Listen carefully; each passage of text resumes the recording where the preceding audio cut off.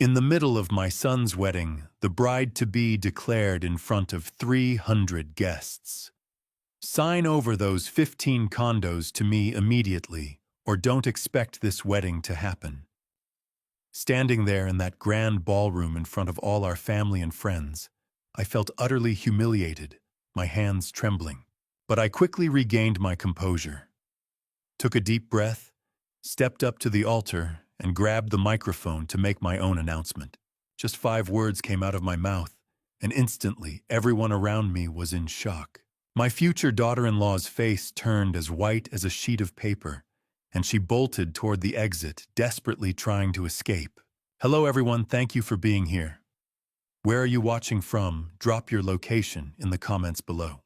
This is a fictional story created for entertainment, exploring themes of fraud and manipulation. The lessons woven throughout are meaningful and worth reflecting on. So what were those 5 words that made everyone gasp? Let's continue. The orchids were perfect. White phalaenopsis flown in from Thailand, their petals so pristine they looked almost artificial in the late afternoon sunlight. They cascaded from crystal vases lining the aisle, draped the altar, crowned every table in the Ritz-Carlton's oceanfront ballroom. Through the floor-to-ceiling windows, the Atlantic stretched endless and blue waves folding gently against the Fort Lauderdale shoreline. A string quartet played Pachelbel's canon in D. Catherine's favorite. She would have loved this. I stood at the back of the room, watching 300 guests settle into their ivory chairs, their murmurs blending with the music. Colleagues from Donovan Properties, Matthew's friends from college, neighbors, clients, distant relatives who materialized whenever there was champagne and a 4-course meal. They were here to witness my son marry the woman he loved. Except I knew something they didn't. I adjusted my Thai silk charcoal gray, the one Catherine bought me for our 25th anniversary. My fingers remembered the weight of her hand guiding the knot into place. "There," she'd said, smoothing the fabric against my chest. "Now you look like a man who owns half of Fort Lauderdale." That was 8 years ago. Pancreatic cancer took her 4 months later, so fast I barely had time to say goodbye. Matthew was 27 then, still finding his footing at the company, still calling me for advice on deals and relationships and what tie to wear to board meetings. Now he was 35, senior vice president, confident in ways I'd never been at his age. And he was about to marry a woman whose real name wasn't Isabella Green. The orchestra shifted into Wagner's bridal chorus. The guests rose. I turned toward the back entrance where the bridesmaids began their procession, 5 women in dusty rose gowns, smiling like this was the happiest day they'd ever witnessed. Maybe it was. Maybe they didn't know what I knew. Then she appeared. Isabella Green stepped into the doorway, backlit by the golden Florida sun.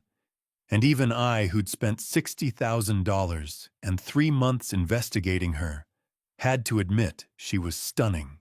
The dress was custom Vera Wang ivory silk that caught the light like water, a cathedral train that whispered against the marble floor. Her dark hair was pinned in soft waves, a diamond tiara glinting at her crown. She looked like every man's dream, like the woman you'd give anything to keep. Matthew stood at the altar, hands clasped, tears already forming in his eyes. He looked at her the way I'd looked at Catherine on our wedding day, like she was the answer to every question he'd ever asked. My chest tightened. The processional was slow, deliberate. Isabella moved down the aisle with the poise of someone who'd done this before, which according to Frank Morrison's investigation, she had. 3 times. Different names, different men, different states. Always the same ending, empty bank accounts and broken hearts. But Matthew didn't know that yet. She reached the altar. Reverend Palmer, a kind man in his 70s who'd baptized Matthew as an infant, smiled warmly. "Dearly beloved," he began, "we are gathered here today." Wait. Isabella's voice cut through the music. The quartet faltered notes, dying mid-phrase. 300 heads turned. She released Matthew's hands and stepped forward, her train pooling around her feet like spilled silk. "I'm sorry." she said, her voice loud enough to carry to the back row. I need to say something before we continue. Matthew blinked. Isabella, what? She turned to face the crowd, and I saw it then, the shift, the way her expression changed from blushing bride to something harder, sharper.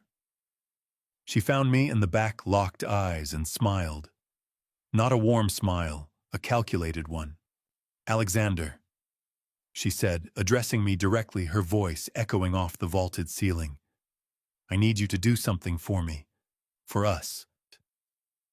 She gestured toward Matthew, looping him into whatever script she'd prepared. The room went silent. Even the ocean seemed to hold its breath. I didn't move, didn't speak, just watched. Before Matthew and I exchanged vows, Isabella continued, her tone sweet but unyielding. I need you to sign over the 15 condominiums. She paused, letting the words settle. The properties on Las Olas, Victoria Park, Harbor Beach. All 15. I need them transferred into my name. Today. Now. Before the ceremony continues. A ripple of shock moved through the guests.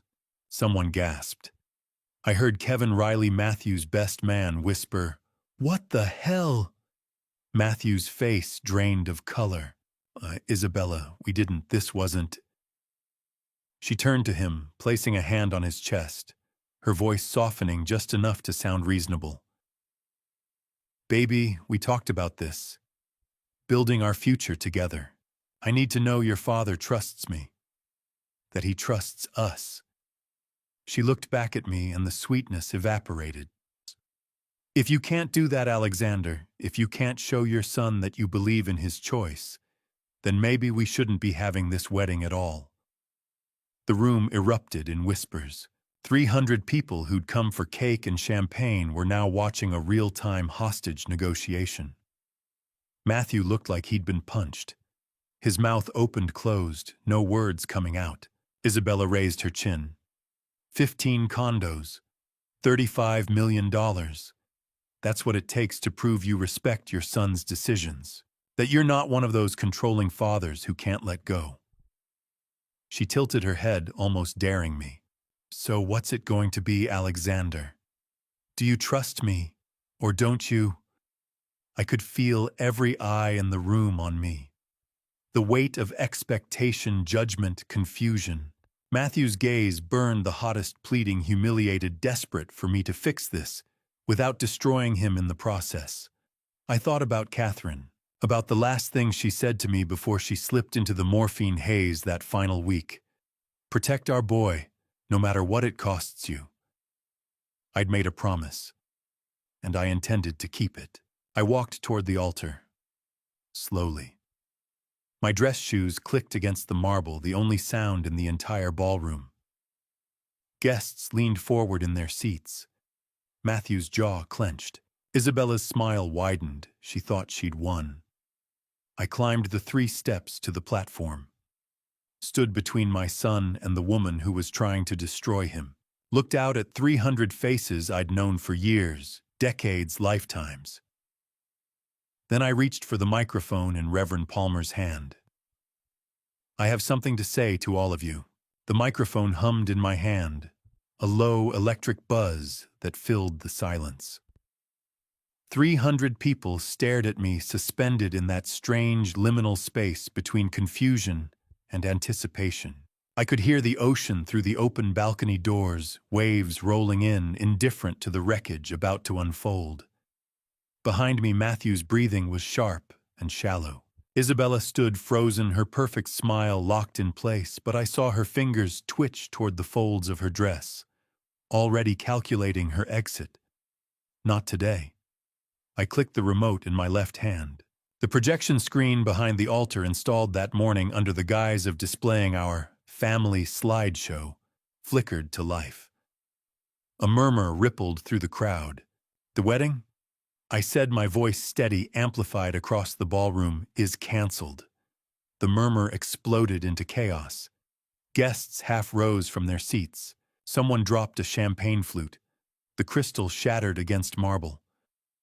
Matthew lunged toward me. "Dad, what the hell are you?" I raised my hand, still holding the microphone, and he stopped. His face was white eyes, wild with humiliation and fury. I hated doing this to him. God, I hated it. But I loved him more than I hated this moment. The woman standing beside you, I continued, turning to face the crowd again, is not who she claims to be. Isabella, no, Maria let out a breathless laugh. Alexander, this is insane. Matthew, your father is... I clicked the remote again. The screen filled with an image of Florida driver's license. The photo showed the same dark-haired woman in the Vera Wang gown, but the name beneath read, Maria Elena Santos. Date of birth, April 19th, 1992. Address, Miami-Dade County. Not Boston. Not the upscale Beacon Hill townhouse she'd described over Sunday dinners. A subsidized apartment complex off Biscayne Boulevard. The ballroom went silent. "Sent her name," I said, "is not Isabella Green. It's Maria Santos." I clicked again. A second document appeared, a social security card laminated, the numbers clear. I'd had Frank Morrison verify it through his contacts at the bureau. Issued to Maria Elena Santos, not Isabella Marie Green. The social security number she gave you, Matthew, when you added her to your health insurance, it's fake. The card she used when you opened your joint bank account, forged. Matthew turned to her, and I saw the exact moment doubt cracked through his certainty. Isabella, what is he talking about? She reached for his hand. He pulled away. Another click. The screen split, side-by-side photographs. On the left, Isabella at their engagement party 6 months ago, radiant in a champagne cocktail dress, Matthew's arm around her waist. On the right, a booking photo. Maria Santos' hair pulled back, no makeup, holding a placard with a Miami-Dade case number. Same woman, same sharp cheekbones, same dark eyes. No question. A woman in the third row gasped. Someone else whispered, "Oh my God." I advanced the slide. A document from Boston University appeared, official letterhead registrar's seal. The text was simple. No records exist for an Isabella Marie Green enrollment years 2010 to 2014. She told you she graduated summa cum laude from BU with a degree in art history, I said, looking at Matthew. His jaw was clenched so tight I thought his teeth might crack. Boston University has no record of her existence. Another slide, a lease agreement for an apartment on Newbury Street in Boston. The address Isabella claimed as her childhood home, where she said her late parents had raised her. The document showed the property occupied by a retired schoolteacher named Dorothy Walsh. No connection to anyone named Green. No connection to Maria Santos. Her past. I said each word, deliberate, is a fabrication. Maria's composure finally shattered. She spun toward the back of the room, her train tangling around her ankles. This is ridiculous. He's lying. He's been trying to sabotage us from the beginning. She made it 3 steps before she saw them. 2 security guards stood at the main entrance, arms crossed, faces impassive. Another pair flanked the side exits. I'd hired them a week ago, professionals from a firm that specialized in high-profile events. They weren't here to hurt anyone, just to make sure no one left before the truth came out. Maria froze. Her eyes darted from door to door, trapped animal looking for a gap in the fence. "Oh, Matthew," she said, her voice cracking, turning back to him with tears suddenly streaming down her face. "Baby, please, listen to me. Your father is lying. He's always hated me. He hired people to fabricate this. Is your name Maria Santos?" Matthew's voice was flat, empty. She opened her mouth, closed it, opened it again. It's complicated. Is your name Maria Santos? A beat. 2. Yes, she whispered. But I can explain. Did you lie about Boston, about your degree, about your parents? Tears poured down her face, but I saw what Matthew couldn't yet. Her eyes were already scanning the room, looking for allies, calculating her next move. The tears were real. The remorse wasn't. I had reasons, she said. I was protecting myself. My past, there are people. Matthew stepped back like she'd slapped him. The guests were on their feet now, phones out filming. This would be on Instagram, TikTok, Facebook before the hour was out. I'd known that when I planned this.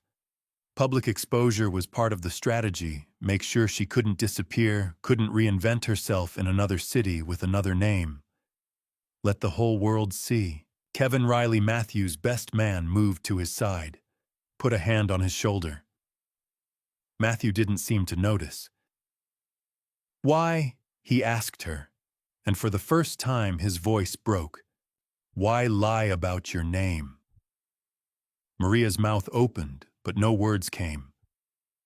I clicked the remote one final time. The screen went black, then, in white text against the void. Criminal record, Maria Elena Santos, Orange County, Florida. 2017, Miami-Dade County, Florida. 2019, outstanding warrant. 2021, the ballroom erupted. Shouts, gasps, the scrape of chairs as people pushed back. Maria's face went from pale to gray. Matthew looked like someone had reached into his chest and torn out his lungs. I raised the microphone one more time. And this, I said, my voice cutting through the chaos, is only the first piece of evidence. Maria's voice cracked across the ballroom. Matthew, please, you have to believe me. He's making this up. I clicked the remote. The screen shifted. An arrest record appeared, Orange County Sheriff's Office, complete with badge seal and Maria's booking photo. Maria Elena Santos arrested August 12, 2017. Charge fraud, first-degree felony victim, loss $180,000. 2017, I said. She convinced a retired veteran she was an investment consultant. $180,000 for a fund that didn't exist. Convicted. 18 months probation. Matthew turned to her. Maria's mouth opened. Nothing came out. Another click. Miami-Dade County. Same woman, different placard. Maria Elena Santos arrested June 3, 2019. Charge, identity theft. Victim loss, $95,000. 2019. She stole a woman's identity, social security number, credit card, savings. $95,000. Another conviction. A man in the second row stood and walked out. One more click. A bench warrant filled the screen. Active warrant, March 15, 2021. Maria Elena Santos, bond, $500,000. She's been running for 2 years, I said. Active warrant. She changed her name to Isabella Green to avoid arrest. She targeted my son to disappear and needed money to do it. Maria's face went gray. Matthew caught her arm, then seemed to realize what he was doing and let go. I clicked again. The screen split. On the left, photographs of Maria with a man I didn't recognize. Kissing at South Beach. His hand on her waist outside a restaurant. Champagne glasses raised on a hotel balcony. The timestamp, December 28, 2022. 3 weeks ago. His name is Dustin Hart, 36 years old. I paused. He's her boyfriend. A collective gasp. Someone said, Jesus Christ. Matthew stared at the screen. No, that's not. Another click. Text messages filled the screen. Maria to Dustin. November 10th. Once I get the condos, we sell fast. 35 million split 60-40. You get 14, I get 21. Turks and Caicos by February. Dustin to Maria, November 18th. You sure the old man will sign Maria to Dustin? November 18th. I'll do it at the wedding. Public pressure, 300 witnesses. He won't humiliate his son. He'll sign. I watched Matthew read them, watched his face crumble. Another message appeared. Maria to Dustin, December 2nd. Matthew is so stupid. He believes everything. I could tell him the moon is made of cheese and he'd ask what kind. Matthew made a sound between a gasp and a sob. Kevin Riley moved closer, ready to catch him if he fell.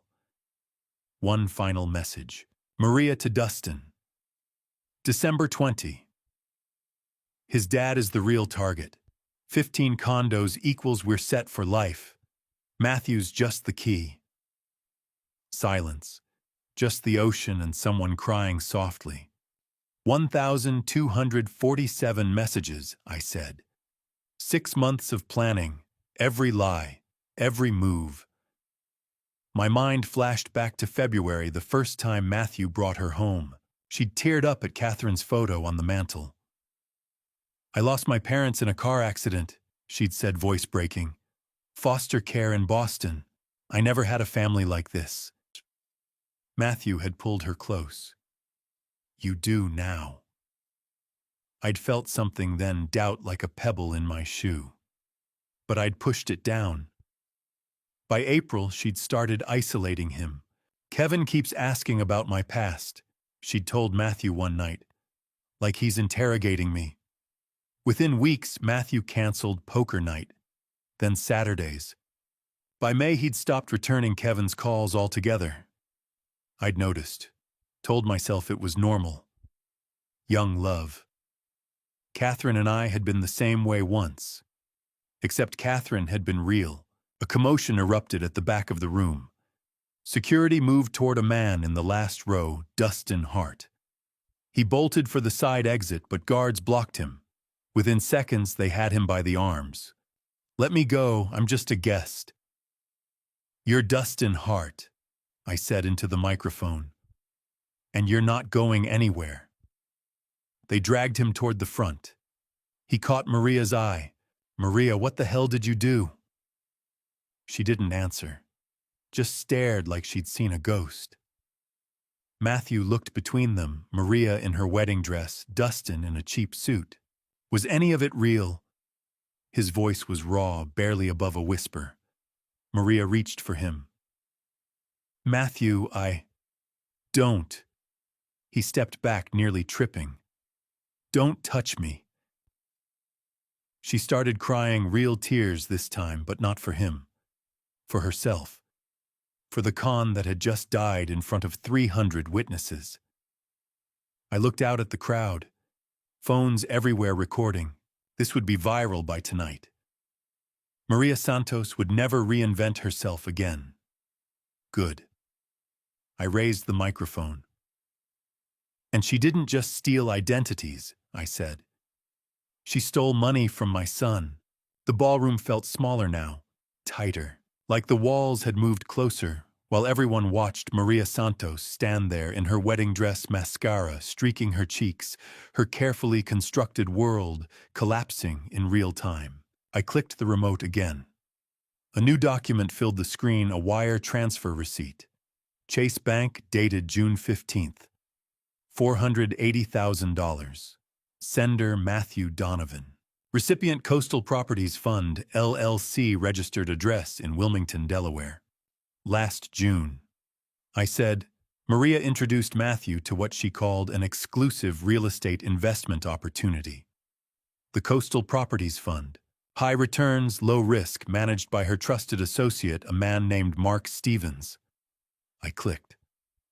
A photo appeared, Dustin Hart shaking Matthew's hand across a restaurant table. The timestamp read June 8th. Matthew looked eager, hopeful. Dustin looked like a snake sizing up a mouse. Except Mark Stevens doesn't exist, I continued. That's Dustin Hart using a fake name. The Coastal Properties Fund doesn't exist either. It's a shell corporation registered in Delaware with a P.O. box and no assets. Matthew transferred $480,000 over 4 months. The money was laundered through cryptocurrency wallets and disappeared. On the screen, fake quarterly statements showing 20% returns. Official-looking letterhead. All of it fiction. The Securities and Exchange Commission opened an investigation 3 weeks ago, I said. They've traced the funds to offshore accounts in the Cayman Islands. Matthew won't be getting that money back. Matthew hadn't moved. He stood frozen at the altar, staring at the screen like it was written in a language he couldn't understand. Kevin Riley had his hand on Matthew's shoulder, keeping him upright. My mind went back to June, the night Matthew came to me with the investment prospectus. He'd been so excited, spreading papers across my desk pointing to projected returns. "Dad, look at this. Isabella knows the fund manager personally. It's a sure thing." I'd picked up the prospectus, scanned the details. Something felt off, the language too vague, the promises too generous. "Son, let Arthur look at this. Have our attorney review the contract before you sign anything." Matthew's face had darkened. "Why don't you trust me to make my own decisions?" "It's not about trust." "Yes, it is." He'd stood up, gathering the papers. "Isabella said you'd do this. She said you'd find a way to undermine me, to make me feel like I'm still a kid who needs Daddy's approval for everything." Behind him in the doorway, Maria had appeared, tears rolling down her face, looking at me like I'd just struck her. "I'm sorry, Alexander," she'd said, voice trembling. "I shouldn't have encouraged Matthew to invest. I didn't realize you wouldn't trust my judgment." "Maria, that's not—" But Matthew had already taken her hand, pulling her close. "No, Isabella. You were right. He wants to control my life forever." He'd turned to me. "I'm 35 years old, Dad. I don't need your permission." "Fine," I'd said, knowing I'd lost that battle. "You decide." He'd transferred the first 100,000 the next day. By July, I'd started noticing changes. Matthew would mention slowing down the investments, taking a pause, then Maria would go silent. 2 days of unreturned calls, ignored texts. Matthew would panic, showing up at her apartment, apologizing for doubts he hadn't even voiced. Then suddenly she'd be back cooking his favorite meals, planning weekend getaways, affectionate in ways that made him light up like a kid on Christmas morning. I'd watched him learn the pattern: make Isabella happy, receive love. Question Isabella, lose everything. Classic intermittent reinforcement. The same technique casinos use to keep gamblers at slot machines. I clicked the remote again. A new set of documents appeared: credit card statements. Donovan Properties corporate card. Matthew's name listed as an authorized user, but my name as the account owner. Highlighted charges jumped off the screen. May 18th, Neiman Marcus. $28,000, June 3rd. ATM withdrawal. $5,000, June 10th. ATM withdrawal. $5,000, June 24th. ATM withdrawal. $5,000, July 8th, Tiffany & Company. $22,000, July 29th. Best Buy.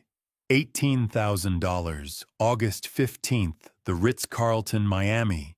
$12,000, the list went on. And on. Between May and September, I said, someone racked up $125,000 on our company credit card. Designer handbags, jewelry, electronics, 5-star hotels.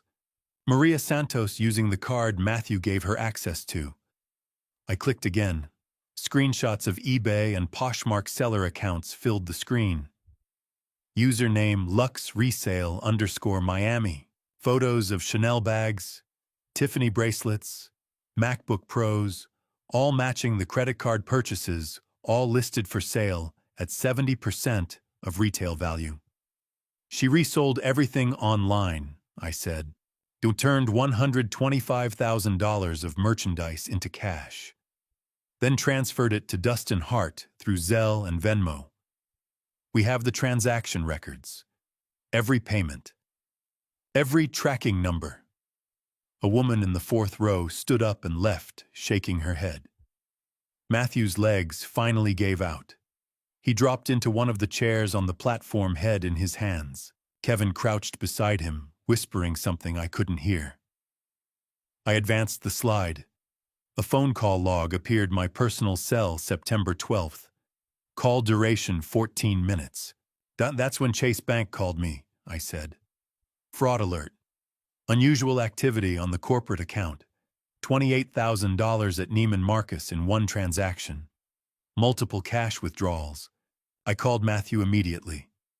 I could still hear his voice on that call. Defensive. Angry. Dad, I'm using it for investments. Isabella has financial experience. I'll pay the company back when the fund matures. Matthew, this isn't about the money. This is about you not trusting me. Not trusting her. Isabella said this would happen. She said you'd find some reason to sabotage us. Son, I'm asking you to slow down. Just let me have Arthur look at. I'm done asking for permission. He'd hung up. That night, I'd called Frank Morrison. Hired him the next morning. 3 months of investigation compressed into the presentation, now unfolding in front of 300 witnesses. Maria was screaming now. He's lying, Matthew. He's fabricated all of this. He hired people to. The bank records are public, I said calmly. The SEC investigation is public. The eBay account is still active. Anyone can verify this. Several guests had their phones out already searching. I heard someone say, "Holy shit, the eBay account is real. Look." Matthew raised his head. His face was gray eyes hollow. $600,000. 605,000, I corrected. 480 in fake investments, 125 in stolen merchandise. All of it gone. I looked out at the crowd, then back at Maria. But that wasn't enough for you, was it? I said. $605,000 was just the appetizer. The real target was always the 15 condominiums. $35 million. Enough to disappear forever. Enough that no one would ever find you again. Maria's mouth opened, closed. No words came. Matthew stood slowly, unsteady on his feet. He looked at her. Really looked at her. And I saw the moment he finally understood. Not just what she'd done, but who she was. Who she'd always been. You never loved me, he whispered. She reached for him. He stepped back. You never loved me. The silence after Matthew's words hung in the air like smoke. 300 people watched him stand there broken, staring at the woman in the wedding dress who'd just destroyed his life for money. I clicked the remote one final time. A new document appeared: casino transaction records. Seminole, Hard Rock, Hollywood, Florida. Pages and pages of them scrolling across the screen. Dates spanning from March of 2020 through November of 2022. Amounts highlighted in red. This is why she needed your money. Matthew, I said, Maria Santos has a gambling problem. The screen showed withdrawal records. $20,000, $50,000, $80,000. On and on. High roller tables, progressive slot machines. Losses mounting month after month, year after year. Between 2020 and 2022, she lost over $800,000 at this casino alone, I said. She borrowed from loan sharks in Miami to cover her debts. $400,000 at 15% interest per month. Compounding. I let that sink in. 15% monthly interest meant her debt doubled every 5 months. $400,000 became $800,000 in less than a year if she couldn't pay. Another document appeared, text messages between Maria and a contact saved as V. V to Maria. October 2nd, 2022. You're 3 months behind. My people are losing patience. Maria to V. October 2, 2022. I need 2 more months. I'm getting married. His family has property. V to Maria, October 15th, 2022. 2 months. That's it. After that, we handle this differently. Maria to V. November 20th, 2022. I'll have it by February. 35 million in real estate. I'll give you your 400,000 plus interest. Just give me until February. Matthew's head snapped up. They were threatening her. Yes, I said. Loan sharks don't take late payments lightly. She was desperate, running out of time. That's why she pushed for a winter wedding. That's why she demanded the condos be signed over today. She had a deadline. I advanced the slide. A credit report appeared, Maria's real one, not the fabricated version she'd shown Matthew. Outstanding debts highlighted $180,000 across 7 maxed-out credit cards. Another line item, $620,000 civil judgment from a previous fraud case unpaid. Total debt. I said $1.2 million. She needed our 15 condominiums to save her own life. Maria's legs buckled. She grabbed the altar railing to stay upright. For the first time since this started, I saw genuine fear in her eyes, not fear of exposure, fear of what came next when she walked out of here with nothing. Alexander, she said, her voice raw. Please, you don't understand. Those people, they'll kill me. I didn't want to do this. I had no choice. You had choices, I said. You chose to gamble. You chose to borrow from criminals. You chose to target my son instead of getting help. I looked at her. You made your choices. Now you live with them. Movement at the back of the ballroom caught my eye. The main doors opened. Detective Lisa Martinez walked in shield, clipped to her belt, followed by 4 uniformed officers. I'd been coordinating with her for 3 weeks, sharing Frank Morrison's evidence, building the case, timing the arrest for maximum impact.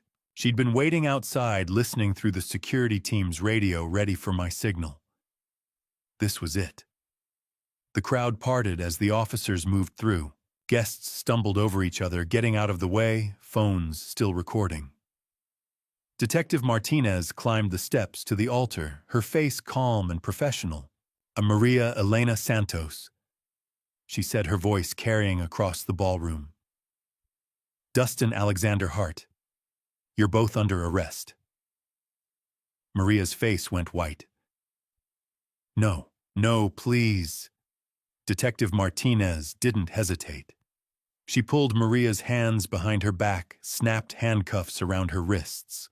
Another officer did the same to Dustin, who'd gone silent. His earlier bravado evaporated.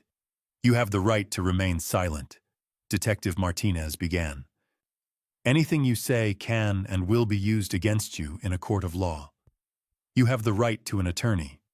If you cannot afford an attorney, one will be appointed for you. The Miranda warning echoed through the ballroom, formal and final. Charges include identity theft, wire fraud, grand theft over $100,000, and conspiracy to commit fraud. Detective Martinez continued. Do you understand these rights, as I've explained them to you? Maria wasn't listening. She twisted toward Matthew, tears streaming down her face, mascara black rivers against her skin. Matthew, she screamed. Matthew, please, I love you. Tell them I love you. Matthew didn't move, didn't speak, just stood there staring at the floor, his best man's hand still on his shoulder. Matthew, please, don't let them do this, baby, please. An officer took her other arm. They started walking her toward the aisle. Her cathedral train dragging behind her, the Vera Wang gown she'd spent $30,000 on, now wrinkled and stained with tears. Matthew, Matthew. He finally looked up, met her eyes, and said nothing. They led her past the rows of guests, past colleagues from Donovan Properties, past Matthew's college friends, past family members who'd flown in from 3 states to watch him get married. Everyone filming, everyone watching. The woman who'd almost stolen $35 million being walked out in handcuffs and a wedding dress. Dustin followed behind her, head down, silent. They'd been so close. 3 more minutes, and they would have had me signing transfer documents. 3 more minutes, and they'd be planning their exit to Turks and Caicos. Instead, they were going to jail. The doors closed behind them. The ballroom fell silent, the kind of silence that follows a bomb when everyone's ears are still ringing and no one knows what to say. I looked around. 300 people in formal wear standing among scattered programs and overturned champagne glasses. The string quartet had stopped playing an hour ago. The flowers were still perfect. The ocean still visible through the windows, but the wedding was long over. I walked down from the altar, my shoes clicking against marble. Matthew hadn't moved. He stood frozen where Maria had left him, staring at the doors she'd been dragged through. I stopped beside him, put my hand on his shoulder. "Son," I said quietly. "We need to talk." The door clicked shut, sealing out the ballroom chaos. The private suite was small, cream walls, 2 armchairs, a window overlooking the Atlantic. Matthew stood in the center, back to me, shoulders rising and falling too fast. Then he spun around. "What the hell did you just do?" His voice cracked between shout and sob. "Do you have any idea what you just put me through?" I stayed by the door. "Matthew, you investigated her, hired private investigators without telling me." He stepped forward, face flushed. 300 people just watched you humiliate me. I didn't humiliate you. I saved you. From being happy, Isabella loved me. Her name is Maria Santos, and she didn't. You never liked her. His hands shook. From the first dinner, you looked at her like she didn't belong. You never accepted anyone replacing Mom. That's what this is about. The accusations stung. Your mother has nothing to do with this. Doesn't she? Isabella said you'd sabotage us. She was right.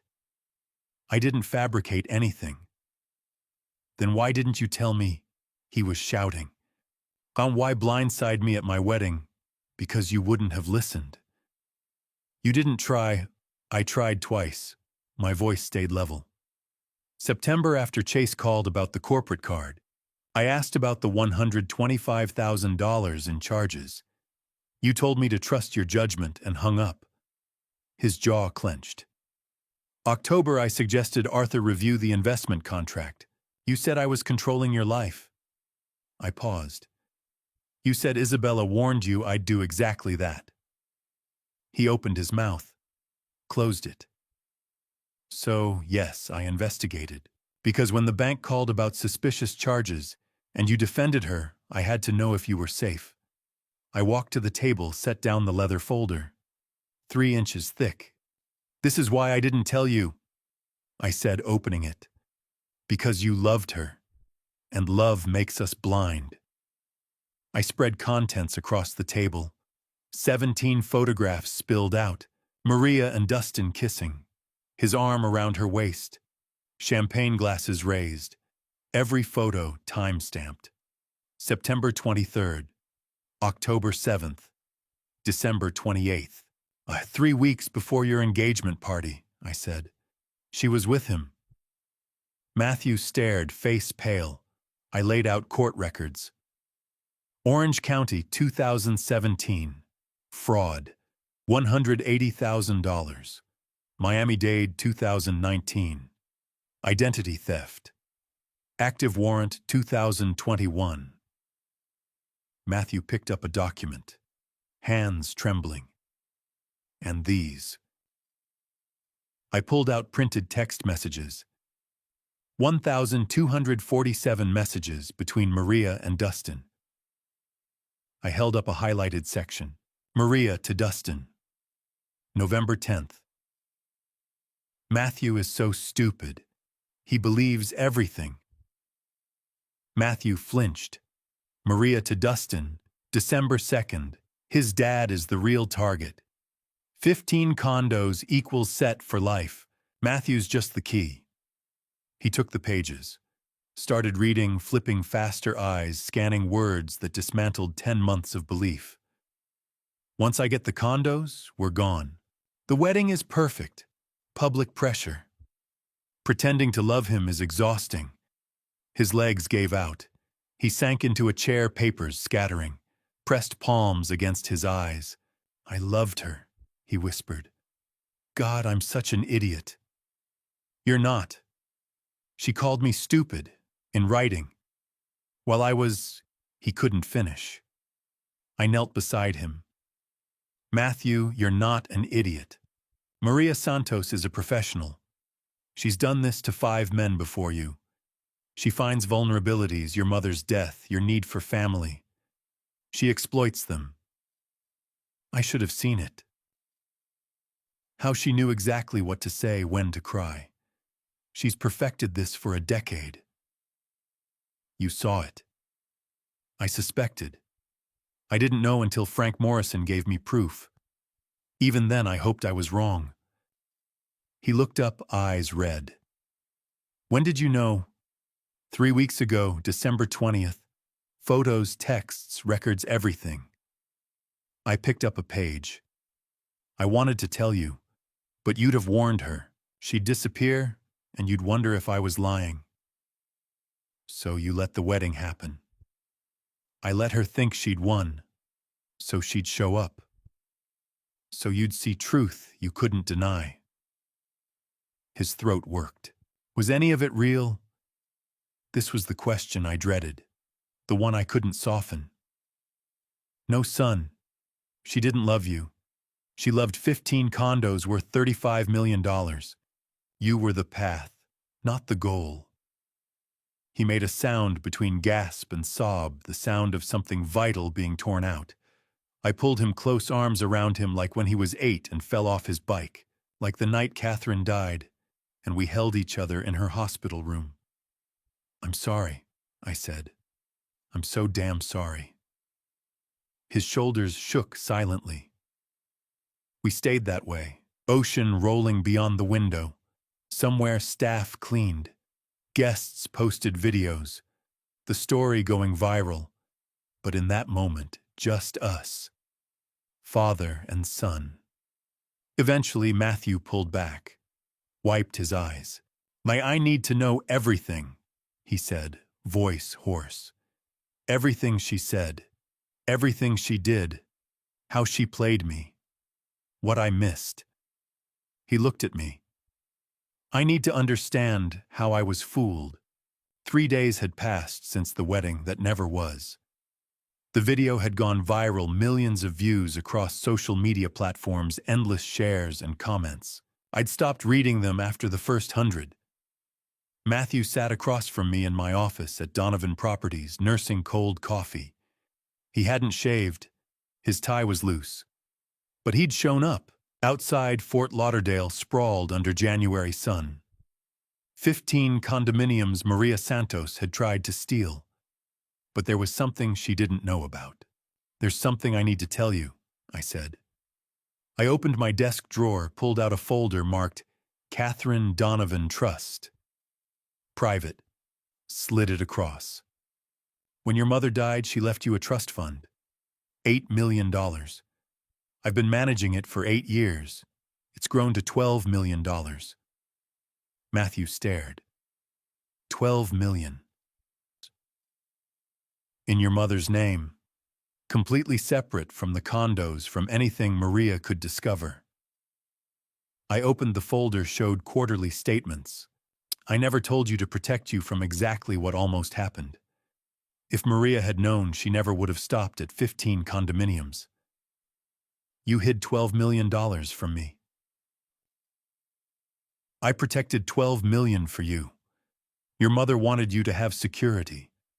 I wasn't going to let some con artist take that. He was quiet. Then, how did you figure it out, really? I pulled out the investigation file. Thicker, heavier. 5 weeks. 3 private investigation firms. $60,000. I spread documents across the desk. Week 1. Early October. After you hung up about the chase alert, I called Frank Morrison, former FBI, 30 years experience. Background check on Isabella Green from Boston. I tapped the first report. He found nothing. No birth certificate, no school records. Isabella Green didn't exist before 2015. Matthew leaned forward. Week 2, mid-October. Second firm, Rodriguez and Associates. Facial recognition. I slid over a comparison sheet. Do a match Maria Elena Santos criminal record 5 aliases going back to 2012. That's when they found Dustin Hart. 5 photos of them together, 2017 through 2022. Jesus, Matthew whispered. Week 3, late October. Digital Forensics Cybertrace Solutions.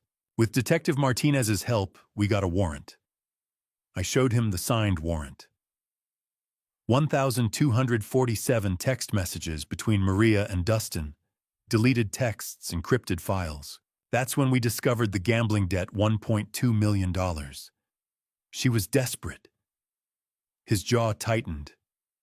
Week 4, early November.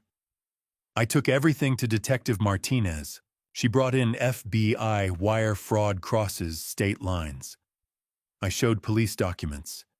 They built the criminal case. Week 5, mid-November. SEC opened their investigation. We tracked previous victims, 5 of them. 1 agreed to cooperate. I gathered documents. By then we had everything. Airtight. Matthew looked up. Why didn't you tell me in November? Because you loved her. If I'd told you, what would you have done? He worked through it. I would have warned her. She would have disappeared. Exactly. The wedding was the only way. She had to demand the condos publicly. 300 witnesses. You had to see her true colors with your own eyes. You let 300 people watch. I let 300 people witness you being saved. A knock. Arthur Campbell stepped in, our family attorney, 20 years, silver-haired and sharp. Gentlemen, he said, settling beside Matthew. We need to discuss strategy. He pulled out documents. Civil suit, $605,000 stolen plus damages. We're asking $3.2 million total. Will we get it? Matthew asked. Probably not. Maria has no assets. But we file anyway, judgment on record. And criminal, that's where we win. State charges identity theft, grand theft. 5 to 15 years. Federal charges wire fraud, conspiracy, 10 to 20 more. Prosecutor is confident. Bail. $500,000 each. Neither can post it. Broward County Jail pending trial. He looked at Matthew. Trial starts next week. They refused the plea deal. Plea deal. 7 years, drop federal charges. Maria refused. She's pleading not guilty. Claims you gave money willingly, that Alexander fabricated evidence. She's lying. Of course. But we prove it in court. Arthur pulled out a witness list. We need you to testify. Victim impact statement. Tell the jury what she did, how she manipulated you. 2 to 3 hours. Her attorney will try to make you look complicit. I wasn't. I know, but he'll try. Arthur leaned forward. Matthew, you don't have to do this. We have enough evidence to convict without your testimony. But if you're willing, your story is powerful. It puts a human face on the crime. Matthew was quiet for a long moment. Outside traffic hummed along Las Olas Boulevard. The office clock ticked. Arthur waited patient. Finally, Matthew straightened in his chair, looked at Arthur, and gave a single nod. Arthur closed his briefcase, stood. "They're going to trial next week," he said, meeting Matthew's eyes. "Matthew, we need you to testify." 1 week later, I sat beside Matthew in Arthur Campbell's conference room on the 23rd floor of a glass tower in downtown Fort Lauderdale. Through the windows, the city spread out below. Cruise ships docked at Port Everglades, the intracoastal waterway glittering in afternoon sun. Arthur's office was all dark wood and leather law books lining the walls, the kind of place that cost $600 an hour and was worth every penny. Matthew looked better than he had 3 days ago. He'd shaved. His suit was pressed, but there were still shadows under his eyes, the kind that come from nights spent staring at ceilings, replaying every conversation, every lie, every moment you'd been too blind to see. Arthur spread documents across the mahogany table. "Bail hearing was yesterday," he said. "Both defendants, Maria Santos and Dustin Hart, bail set at $500,000 each." "Can they pay it?" Matthew asked. "No. Maria has negative net worth, $1.2 million in debt.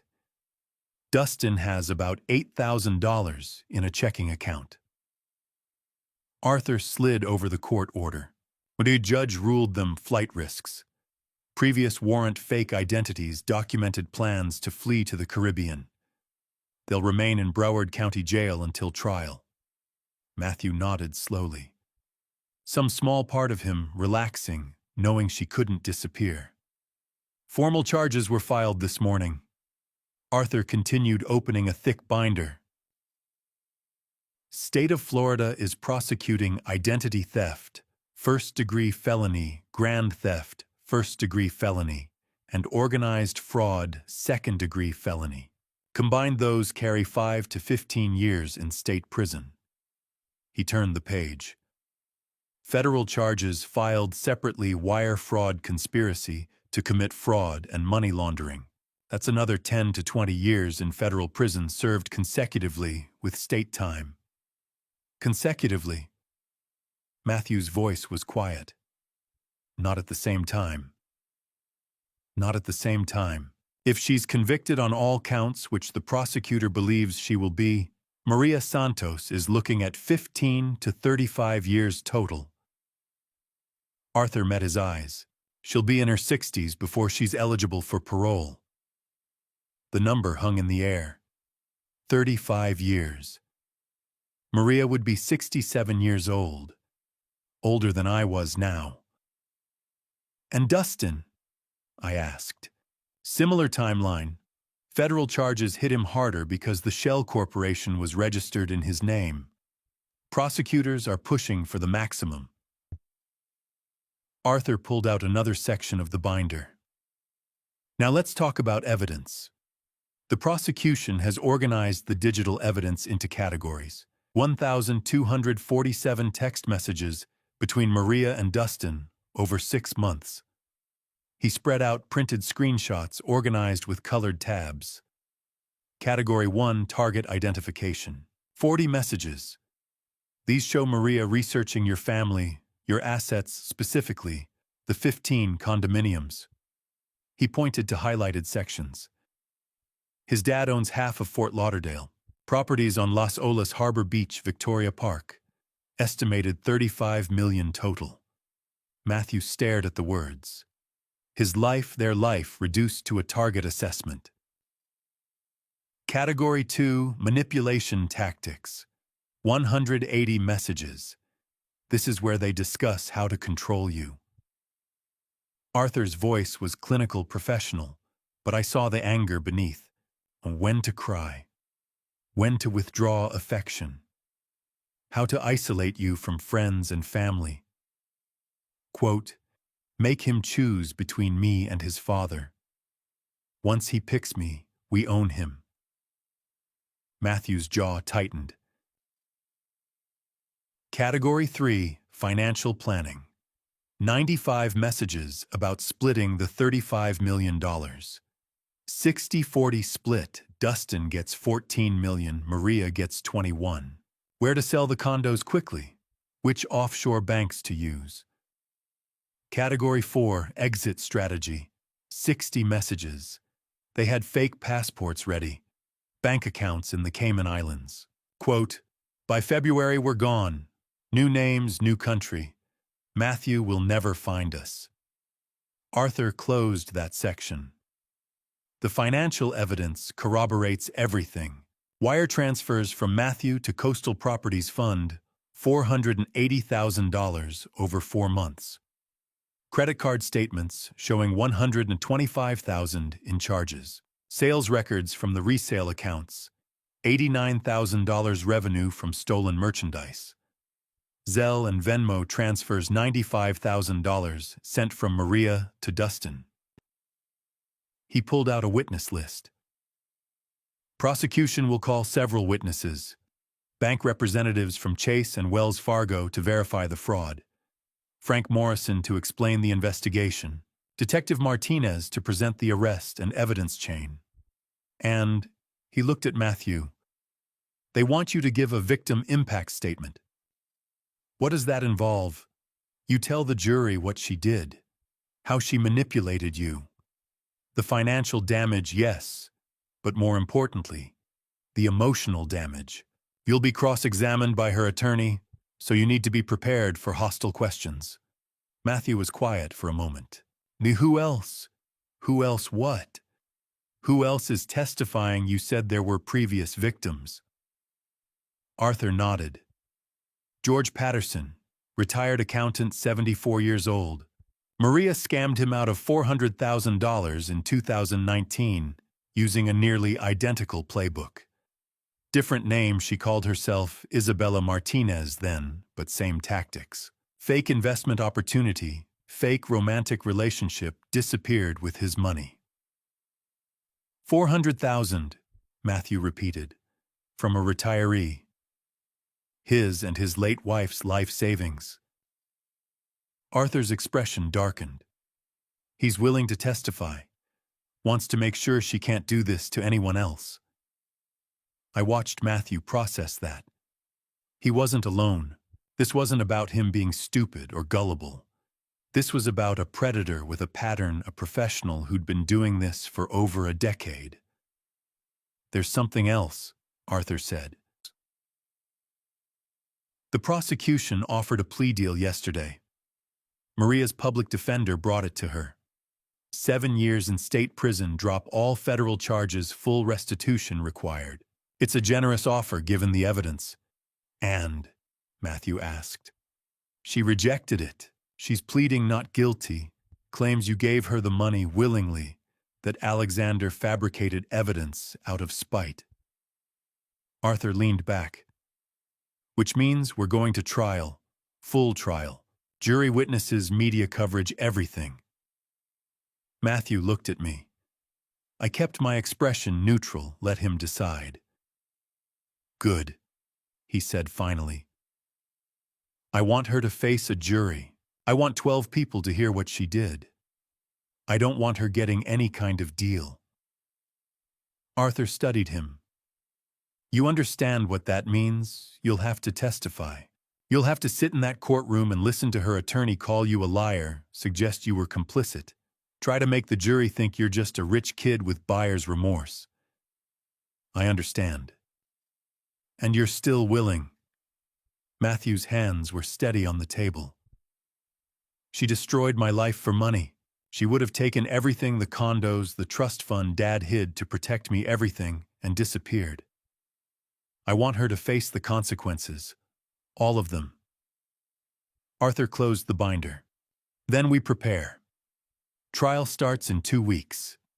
Between now and then, we go through everything, your testimony, cross-examination, practice, courtroom procedures. He pulled out a business card, slid it across to Matthew. But first, next week, I want you to meet George Patterson. Hear his story. Understand that what happened to you has happened before, and it wasn't your fault. Matthew picked up the card. George Patterson, it read. Phone number below. He lost $400,000 in 2019. Arthur said quietly. Matthew, you need to hear what he has to say. 2 days later, I sat beside Matthew at a corner table in a small cafe on Las Olas Boulevard, the kind of place with mismatched chairs and local art on the walls where tourists sipped overpriced lattes and locals read newspapers. Through the window, palm trees swayed in the January breeze. Across the street, a boutique was already advertising Valentine's Day specials. Life moved on whether you were ready or not. Matthew hadn't touched his coffee. He kept checking his phone notifications lighting up the screen every few seconds. Messages, calls, friend requests from strangers. The video from the wedding had hit 15 million views in 72 hours. Every news outlet in South Florida had run the story. Some national ones, too. He's late, Matthew said, glancing at the door. He's not late. We're early. Matthew's leg bounced under the table. Nervous energy with nowhere to go. Then the door opened, and an older man stepped inside. 74, maybe 75, with white hair and reading glasses hanging from a chain around his neck. He wore khakis and a faded polo shirt, the uniform of Florida retirees. His eyes scanned the cafe until they found us. Recognition flickered across his face. George Patterson walked over slowly like his joints hurt. When he reached our table, he extended his hand to Matthew first. You must be Matthew, he said. His voice was gentle, kind. I'm George. Matthew stood, shook his hand. Thank you for meeting us. Thank you for being willing to listen. George turned to me. Alexander, Arthur's told me a lot about you. We sat. A waitress brought George coffee without him asking. Apparently, he was a regular here. He wrapped both hands around the mug like he needed the warmth, even though it was 70 degrees outside. I don't usually talk about this, George said, looking at Matthew. Took me 3 years before I could say it out loud without feeling like I wanted to disappear. But Arthur said you might need to hear it. So here we are. Matthew leaned forward. When did you meet her? March of 2019. I was 69 years old. My wife Nancy had passed away the year before. Cancer. 42 years of marriage gone in 6 months. George's voice was steady, but I saw his jaw tighten. I was lonely. Stupid lonely. The kind where you eat cereal for dinner because cooking for one person feels pointless. He took a sip of coffee. Someone at my church suggested I try online dating, said it was what people did now. So I made a profile, posted a photo, felt ridiculous doing it. He smiled, but it didn't reach his eyes. 2 weeks later, I got a message from a woman named Isabella Martinez, 30 years old, beautiful, said she loved my profile, thought I seemed genuine. We talked for a few days, then met for coffee. Matthew's hands were flat on the table, listening. First date was at an art gallery downtown. She knew everything about the paintings, who the artists were, what movements they represented. She made me feel smart for asking questions. Made me feel young. George's voice softened. By the end of the night, she was holding my hand, telling me how rare it was to meet someone who really listened. I watched Matthew's face. He'd gone very still. We dated for 3 months, George continued. She was attentive, thoughtful, remembered everything I told her about Nancy, about my career, about my kids. She'd call just to check in, bring me soup when I had a cold. I actually thought I'd found someone who cared about an old widower. What happened? Matthew asked quietly. June. 3 months in, she came over for dinner, brought wine, and told me about an investment opportunity. A resort development project in Key West. Her business partner was putting together a group of investors. Minimum buy-in was $400,000, but the returns would be incredible 25% annually. George set down his mug. She said we'd do it together, that this was our future, that after the first year's returns came in, we'd use the profits to travel. See Europe. All the places Nancy and I never got to. His voice cracked. She made me believe we had a life ahead of us. And you gave her the money, Matthew said. Not a question. I liquidated my 401k, withdrew from savings accounts. Every dollar Nancy and I had saved over 40 years of work, $400,000. I wire transferred it to an investment company in Wyoming. He looked at Matthew. 1 week later, her phone was disconnected. The address she'd given me, an apartment in Coconut Grove, didn't exist. The investment company was a shell corporation registered to a P.O. box. The money was gone. Matthew's hands had curled into fists. I filed a police report with Miami-Dade. They investigated, found her real name, Maria Elena Santos. Found out she had a criminal record. Found out she'd done this before. They got a warrant, but by then she'd disappeared. She was convicted in absentia in 2019. I got a judgment for $400,000 plus interest. George laughed bitterly. Might as well be a judgment for $4 million. She doesn't have any money, never will. Did you get anything back? Matthew asked. $43,000. They seized her car, some jewelry, sold it at auction. That's what I got. $43,000 out of $400. He met Matthew's eyes. I spent 3 years wanting to die. I'd sit in my house, the house Nancy and I bought in 1987, and think about how I'd failed her, how I'd taken everything we built and handed it to a con artist because I was lonely and desperate and stupid. You're not stupid, Matthew said, his voice rough. That's what my kids said. That's what the therapist said. But I didn't believe them. Because how could I not see it? How could I be that blind? George leaned forward. But here's what I finally learned, Matthew. We weren't blind. We were targeted. Maria Santos is a professional. She studies people. She finds the cracks, your mother's death, my wife's death, and she pries them open. She doesn't prey on stupid people. She preys on trusting people. Matthew's eyes were wet. You asked me how I moved on, George said. I didn't. Not really. I just learned to live with it, to forgive myself a little more each day, to understand that predators exist and sometimes they find us, and that's not our fault. Matthew's phone buzzed on the table. Another notification. He glanced at it, then silenced the phone entirely. It's been like this for 3 days, he said.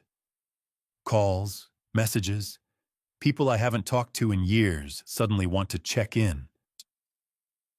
Strangers send me friend requests. Someone posted the wedding video with commentary, and it has 15 million views. I can't go anywhere without being recognized. George nodded. After my story hit the local news, I got hate mail. People called me an idiot, said I deserved it. But I also got letters from other victims, dozens of them.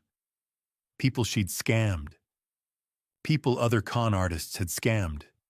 They thanked me for speaking up, said it made them feel less alone. My dad hired a PR person, Matthew said, to manage the media. Good. You'll need that. George pulled a business card from his wallet, just his name and phone number handwritten, slid it across the table. Matthew, if you need to talk anytime, 3 a.m, middle of the day, whenever, call me. Because the truth is, only people who've been through this really understand. Your friends, your family, they'll try, but they won't get it. Not the way we do. Matthew picked up the card, stared at it like it was a lifeline. Thank you, he said, for telling me. He stopped, unable to finish. For letting you know you're not alone, George finished. That's what we do for each other now. We survive. And we make damn sure she can't do this to anyone else. 2 weeks after meeting George Patterson, Matthew sat in Dr. Sharon Reeves's office in Coral Springs, staring at a painting of a beach at sunset. The office was designed to feel safe, soft lighting, comfortable chairs, a small fountain trickling in the corner. Nothing clinical. Nothing that made you feel like you were broken, but Matthew felt broken anyway. Dr. Reeves was in her mid-50s with kind eyes and gray-streaked hair pulled into a loose bun. She'd come highly recommended by Arthur Campbell, specialized in trauma from financial and romantic fraud. Apparently, there were enough victims to make it a specialty. "Tell me what brings you here," she said, her voice gentle. So Matthew told her. Everything.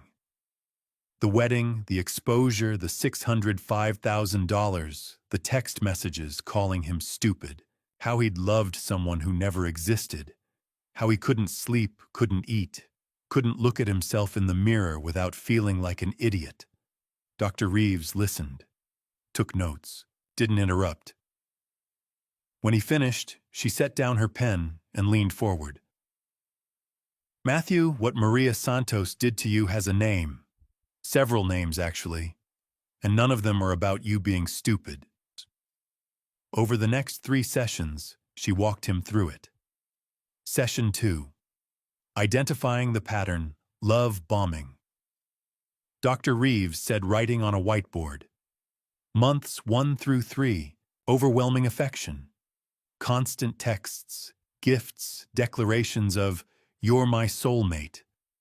She idealized you, made you feel like the center of her universe. That's not love. That's a technique. Matthew remembered the first 3 months. Isabella Maria texting him good morning every day, bringing him coffee at work, telling him she'd never met anyone like him. Isolation. Dr. Reeves continued. Months 4 through 6. She separated you from your support system, your friends, your father. She made you doubt them. They don't understand us. Your dad doesn't trust you. Sound familiar? He nodded. Kevin, the poker nights he'd canceled, the distance from his father. Gaslighting. Months 6 through 9, making you doubt your own reality. You're overreacting. Your dad is controlling. Your friends are jealous. She rewrote your perception of everyone who loved you. And financial exploitation, Dr. Reeves said quietly. Once she'd isolated you, once you trusted her completely, she drained your resources, the investment, the credit card, always framed as our future, never just hers. Matthew sat back. So I was. What a target. You were systematically manipulated by someone who does this professionally. She studied you, Matthew, found your vulnerabilities, losing your mother, wanting family, and exploited them. Dr. Reeves met his eyes. This isn't about you being gullible. It's about her being a predator. Session 4, the grief question. How do I trust anyone again? Matthew asked. You learn to trust yourself first, Dr. Reeves said. To listen to red flags, to move slowly, to verify, not just believe. She handed him a journal. I want you to write about the signs you missed, not to blame yourself, to learn, to recognize patterns. And the pain. His voice cracked. See, when does that stop? You're not just grieving Maria. You're grieving the future you imagined. The wedding, the children growing old together. That's what makes this uniquely painful. You're mourning someone who never existed. Matthew stared at the journal in his hands. The pain doesn't disappear, Dr. Reeves said gently, but it changes. It becomes livable. That night over dinner at my house, Matthew repeated that phrase to me. Livable. I recognized the word. I'd used it myself years ago after Catherine died. Your mother and I used to sit on the back porch every Sunday morning, I said. Coffee, newspaper, just being together. After she died, I couldn't go out there for a year. Then one day I did. And it hurt. But it was livable. Matthew looked at me. Do you still miss her? Every single day. I met his eyes. But the pain isn't what it was. It's gentler now. More like an old friend who visits sometimes. He nodded slowly. We ate in silence for a while. I didn't push. Just let him be. Week 3. Small steps. Matthew returned to work part-time. Just mornings handling paperwork, avoiding client meetings. His colleagues didn't ask questions, just said they were glad he was back. That helped. Week 4, repairing friendships. He met Kevin Riley for lunch at a sports bar on Federal Highway. Kevin ordered them both burgers, and beers didn't mention the wedding until Matthew brought it up. I'm sorry, Matthew said, for shutting you out, for not listening when you tried to warn me. Kevin shook his head. Dude, you don't need to apologize. She fooled all of us. I liked her. I thought she was good for you. He took a drink.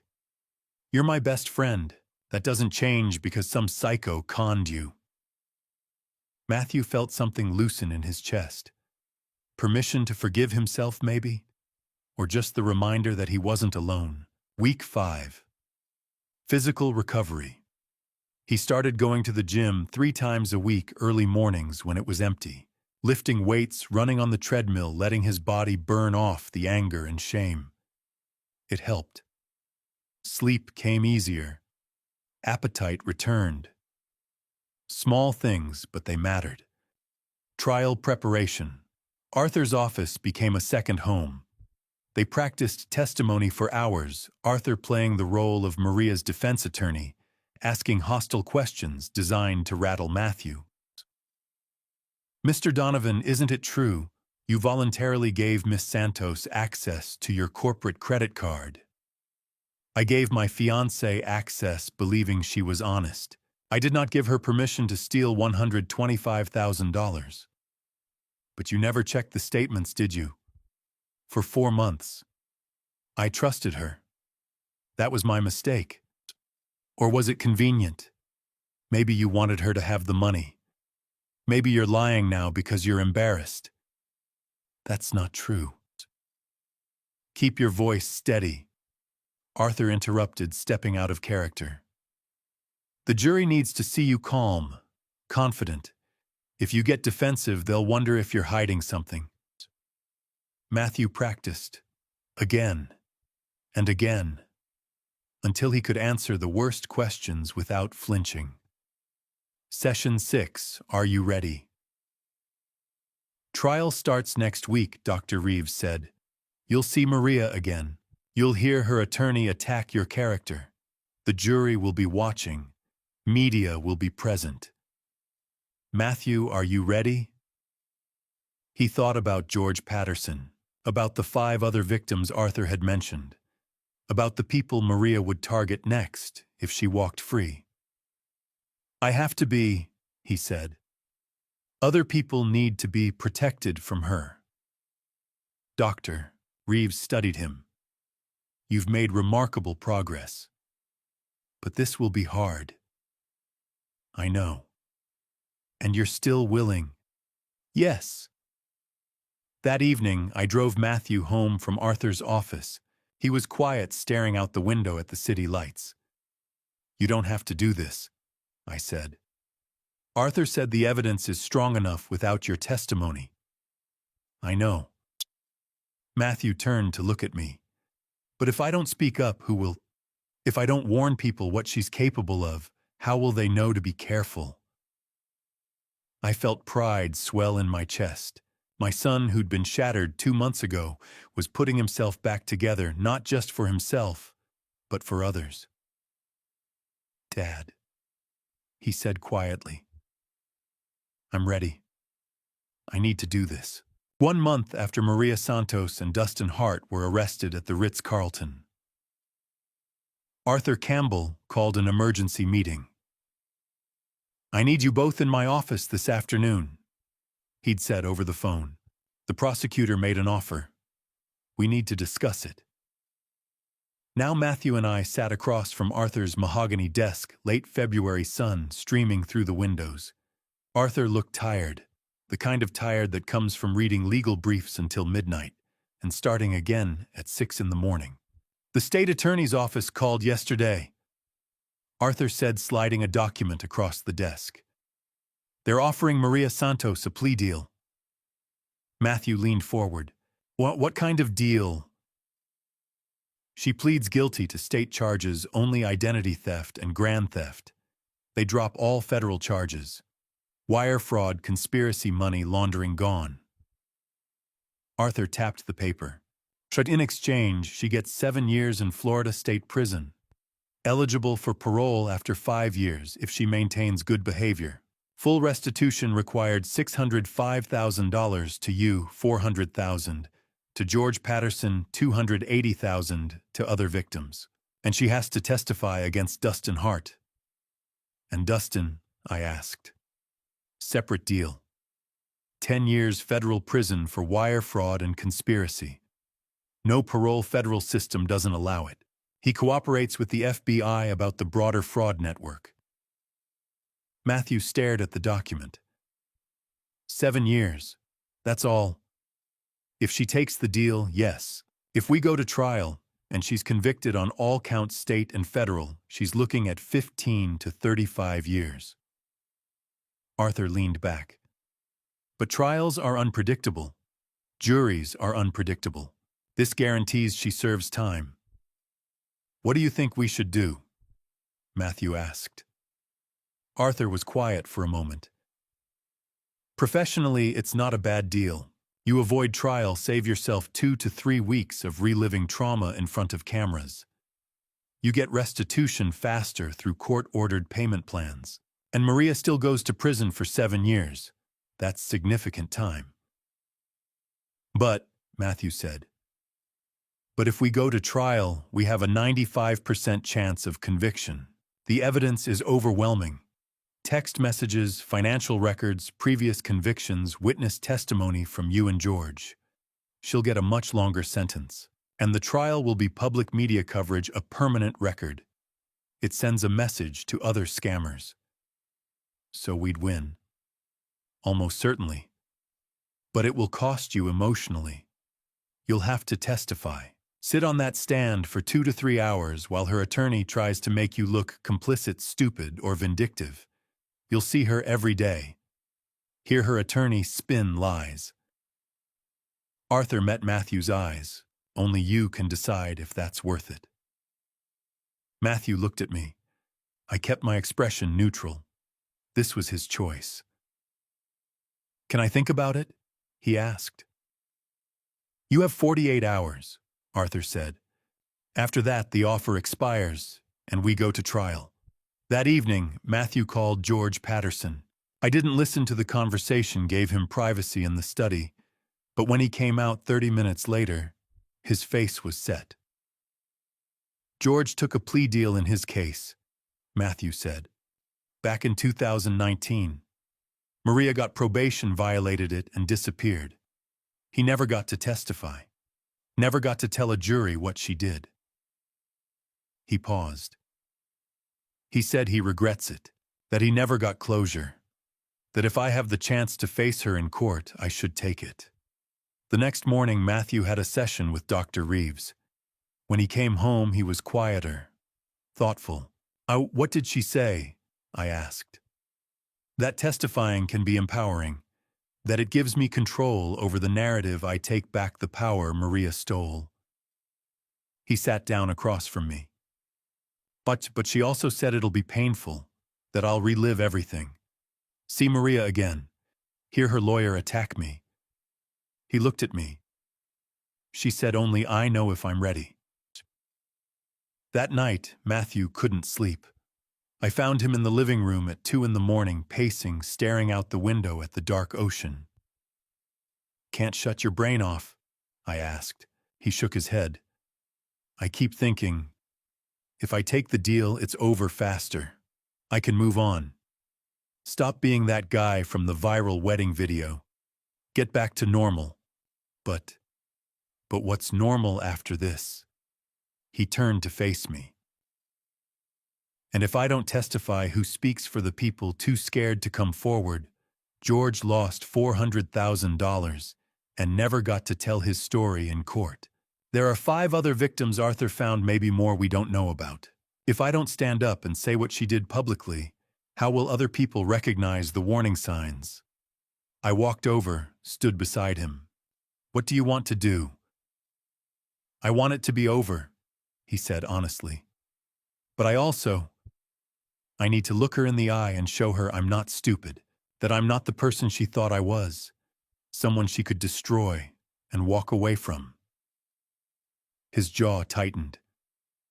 "She needs to face what she did, every bit of it. And other people need to see this trial. They need to know this can happen to anyone." "Then you've made your decision." He nodded slowly. "Yeah, I think I have." 2 days later, we sat in Assistant State Attorney Jennifer Walsh's office, a no-nonsense woman in her 40s, with sharp eyes and a reputation for winning fraud cases. "Mr. Donovan," she said, "have you made a decision about the plea offer?" Matthew straightened in his chair. "Yes, I'm rejecting it. I want to go to trial. I want to testify." Jennifer studied him. "You understand what that means. Maria's attorney will try to discredit you.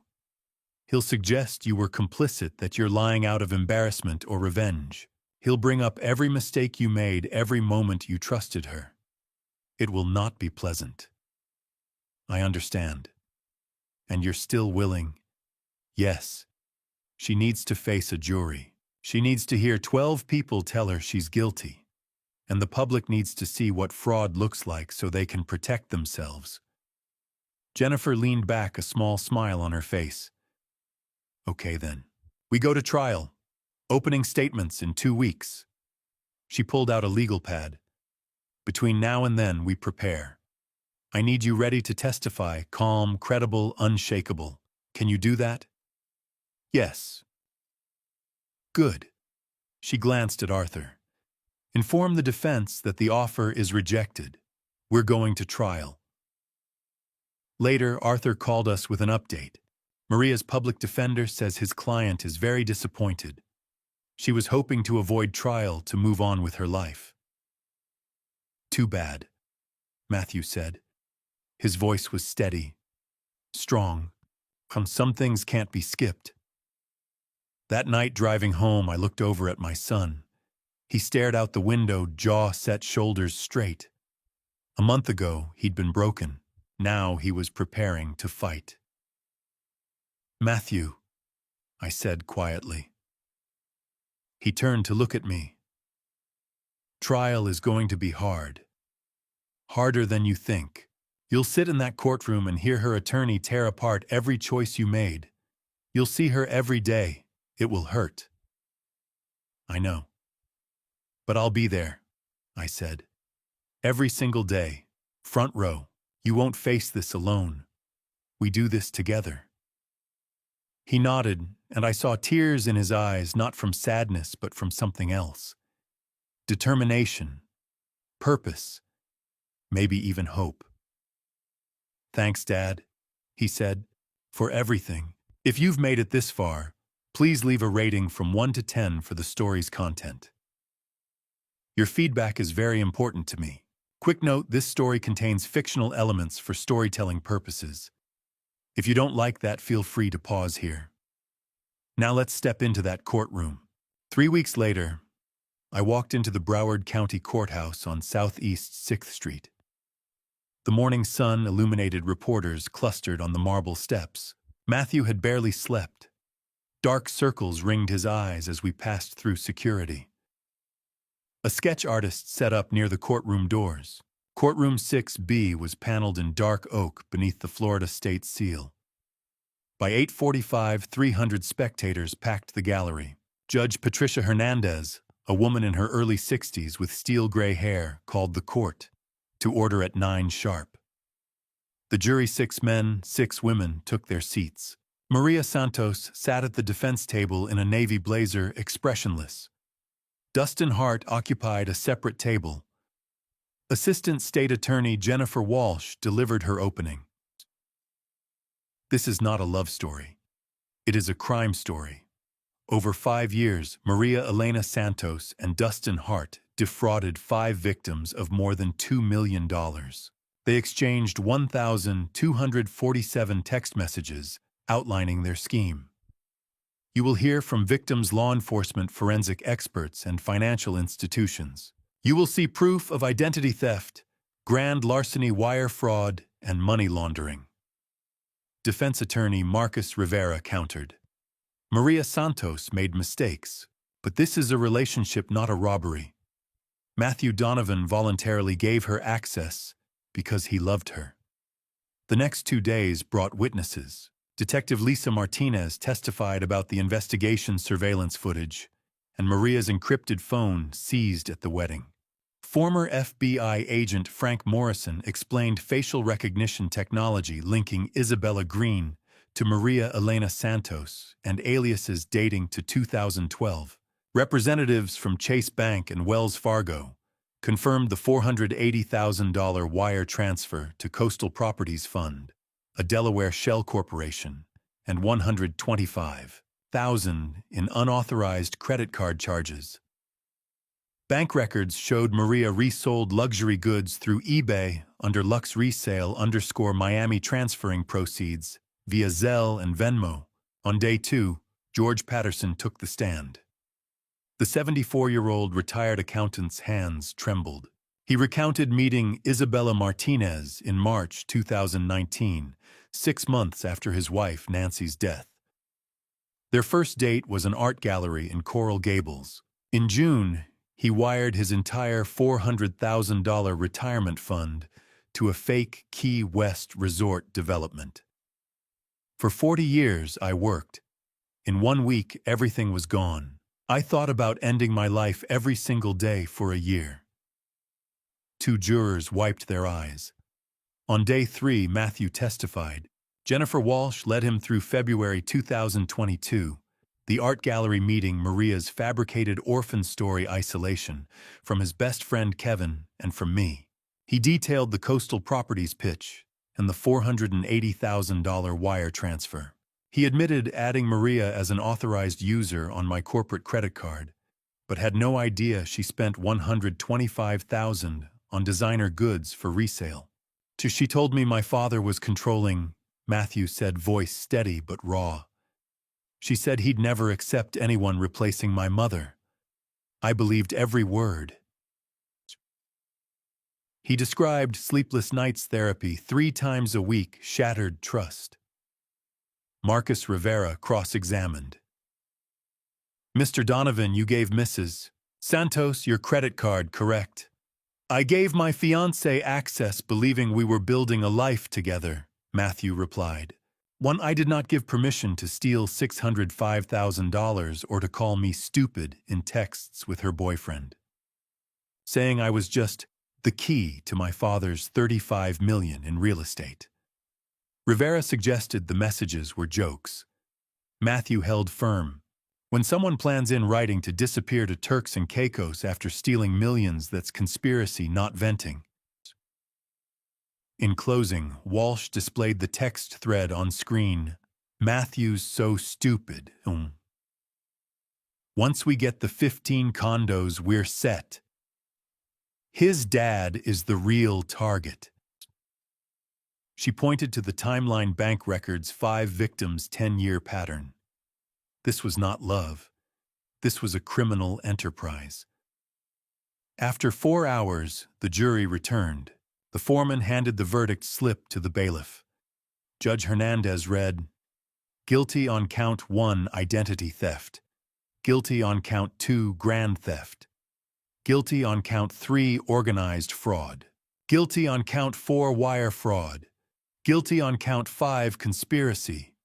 Guilty on count 6 money laundering. Maria sat stone-faced. Matthew exhaled, eyes brimming. I wrapped an arm around his shoulders. Behind us, George wiped his face. Kevin gave a thumbs up. Outside, reporters circled. Matthew paused on the courthouse steps. Justice has been done. This was about accountability. If someone isolates you from family pressures, you to cut ties, or asks for financial secrecy, reach out for help. This can happen to anyone. It almost destroyed me, but I'm still here, and I will make sure no one else goes through this alone. 2 weeks later, I returned to the same courtroom. The gallery was smaller this time, perhaps 100 people instead of 300, but the weight in the air felt heavier. Sentencing hearings always did. Matthew sat beside me, hands folded on the table, wearing the same gray suit he'd worn for the verdict. George Patterson sat 2 rows behind us, flanked by his 2 daughters. Maria Santos and Dustin Hart were led in by bailiffs, both in orange jumpsuits and shackles. Judge Hernandez entered and we rose. She surveyed the room with the same steel-gray gaze I remembered from the trial. We are here for sentencing in the matter of the state of Florida versus Maria Elena Santos and Dustin Alexander Hart. The defendants have been convicted by a jury of their peers on multiple counts of fraud, theft, and conspiracy. Before I impose sentence, I will hear victim impact statements. Mr. George Patterson, you may proceed. George walked slowly to the lectern, a single sheet of paper trembling in his hands. He adjusted the microphone and began.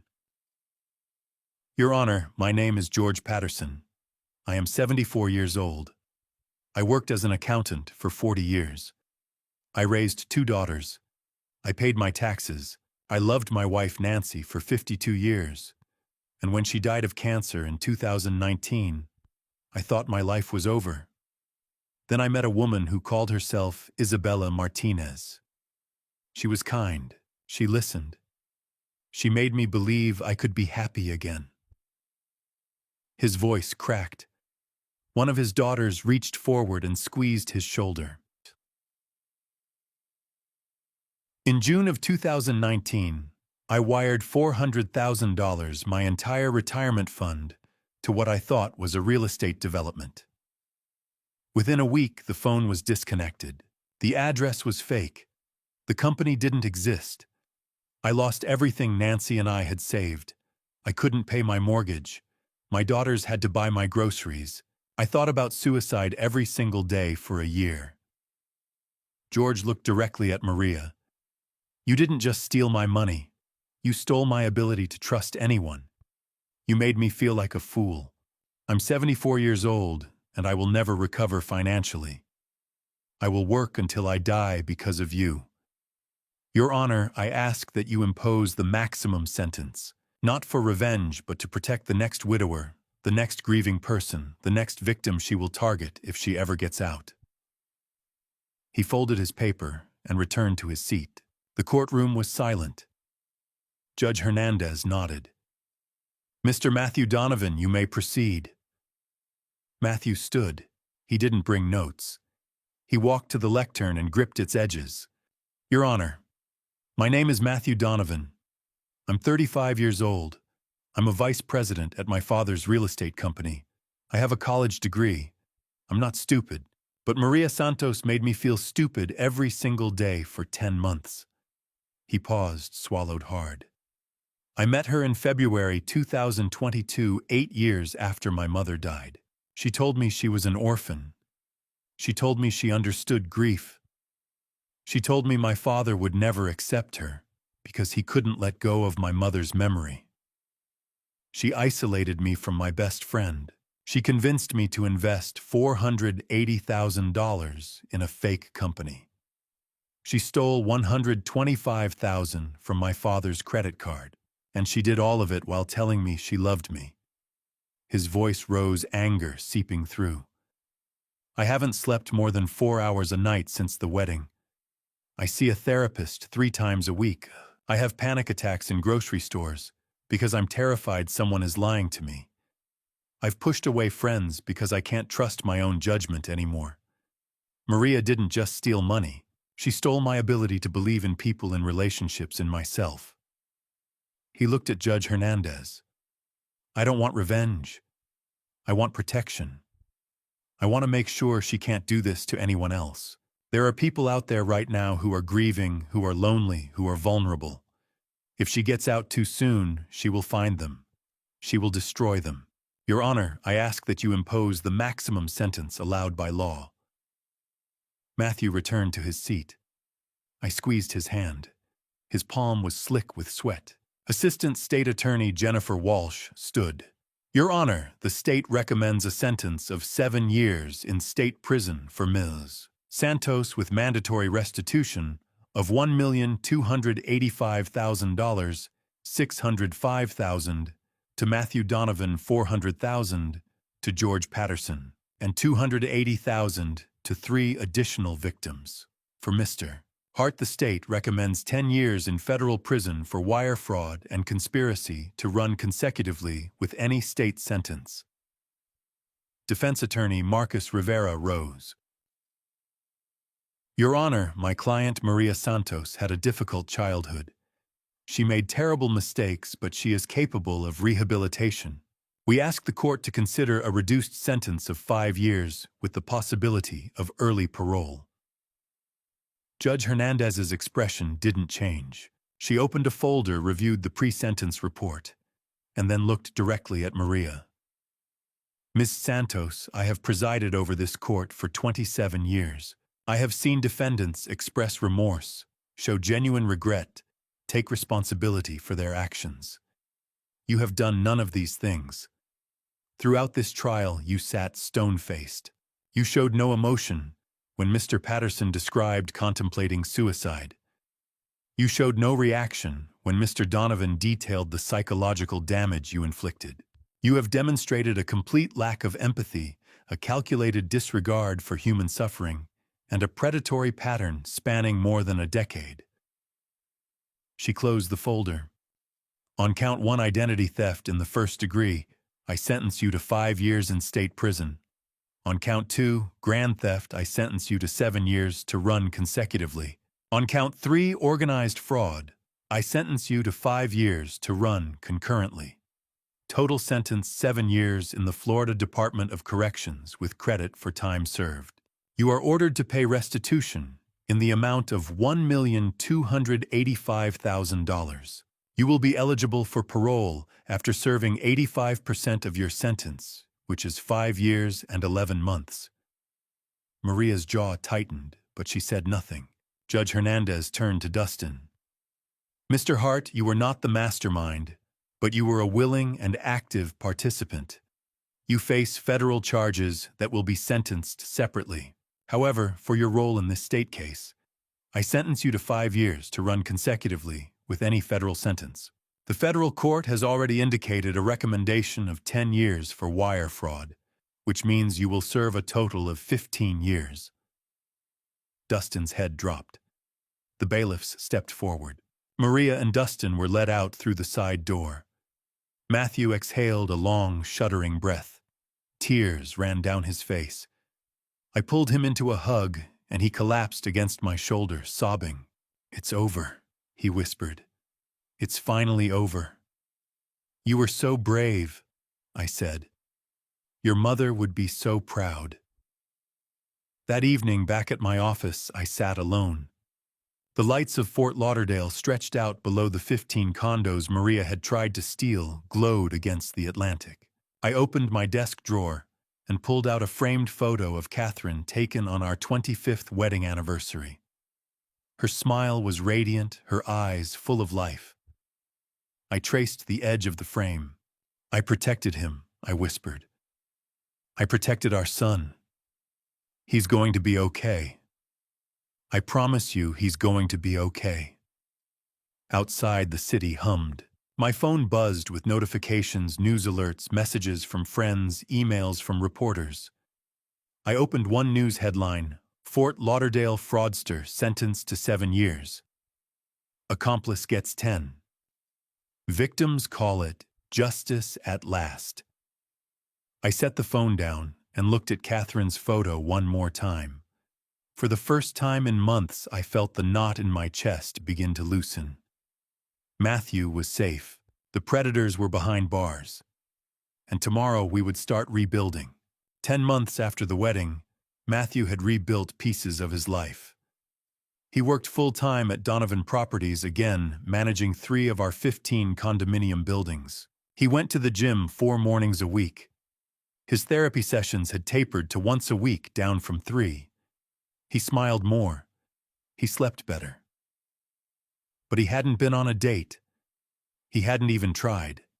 "I'm not ready," he'd told me over dinner one night in October. Every time I think about meeting someone, I remember Maria's face at that art gallery. I can't trust my own judgment. "You will," I'd said, "when the time is right." The time came on a Saturday morning in early November in the produce section of Whole Foods on Federal Highway. Matthew was picking out avocados when a woman reaching for apples knocked over a display pyramid.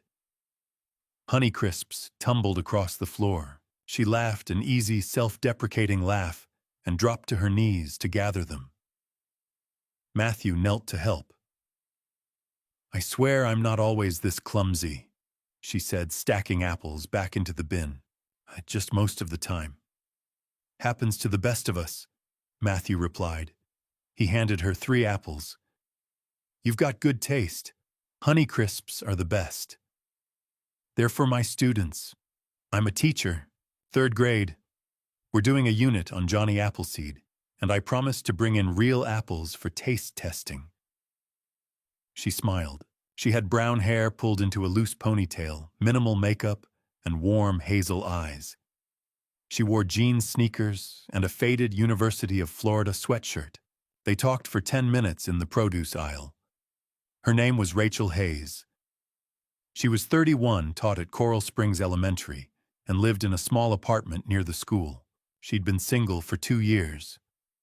She didn't ask what he did for a living, didn't comment on his watch or his car in the parking lot. When he offered his number, she smiled and said, "I'd like that." 3 days later, they met for coffee at a small cafe in Victoria Park.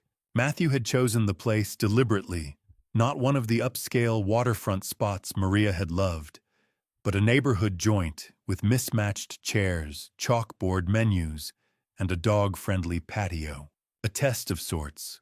Rachel arrived in jeans and a navy cardigan, carrying a canvas tote bag with a stack of ungraded spelling tests visible at the top. She ordered a regular drip coffee, black, and a blueberry muffin. No oat milk latte, no gluten-free pastry, no performance. They talked about her students, 23 8-year-olds, most of whom she adored, 2 of whom drove her crazy in the best way. She talked about her parents in Boca Raton, her father a retired physician, and her mother a nurse who still volunteered at a free clinic twice a week. She talked about books she loved, trips she wanted to take, her dream of eventually teaching overseas for a year. Matthew asked the question he'd been afraid to ask. "Why are you single?" Rachel stirred her coffee. "I was in a relationship for 3 years. It ended badly. He wasn't who I thought he was." "What do you mean?" She hesitated, then met his eyes. "In 2019, my boyfriend, his name was Eric, told me he was starting a landscaping business. He needed a loan to buy equipment. I gave him $20,000. It was everything I'd saved since college. 2 months later, he disappeared. The business didn't exist.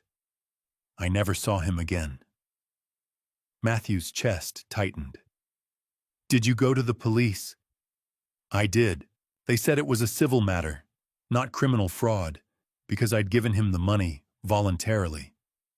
I hired a lawyer, but Eric had moved out of state. I recovered nothing."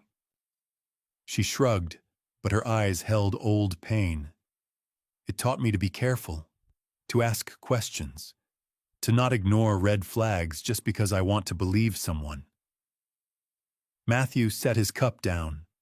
"Rachel, I need to tell you something." He told her. Not every detail, Not the 15 condos, not the exact dollar amounts, but enough. The wedding. The woman who wasn't who she claimed to be. The theft. The trial. The year of therapy. Rachel listened without interrupting. When he finished, she reached across the table and touched his hand. I understand that fear. The fear that you'll never be able to trust anyone again, that every kind word is a lie, that you're fundamentally broken. But you're not broken, Matthew. You're careful. And that's okay. They talked for 2 hours. When they left, Matthew felt lighter than he had in months. That evening, I sat in my office with Frank Morrison. I'd called him the day after Matthew mentioned Rachel's name. "Tell me," I said. Frank opened a folder. Rachel Marie Hayes, born March 14, 1992, in Boca Raton. Parents are Dr. Richard Hayes and Linda Hayes, both clean records, no debts, solid middle-class background.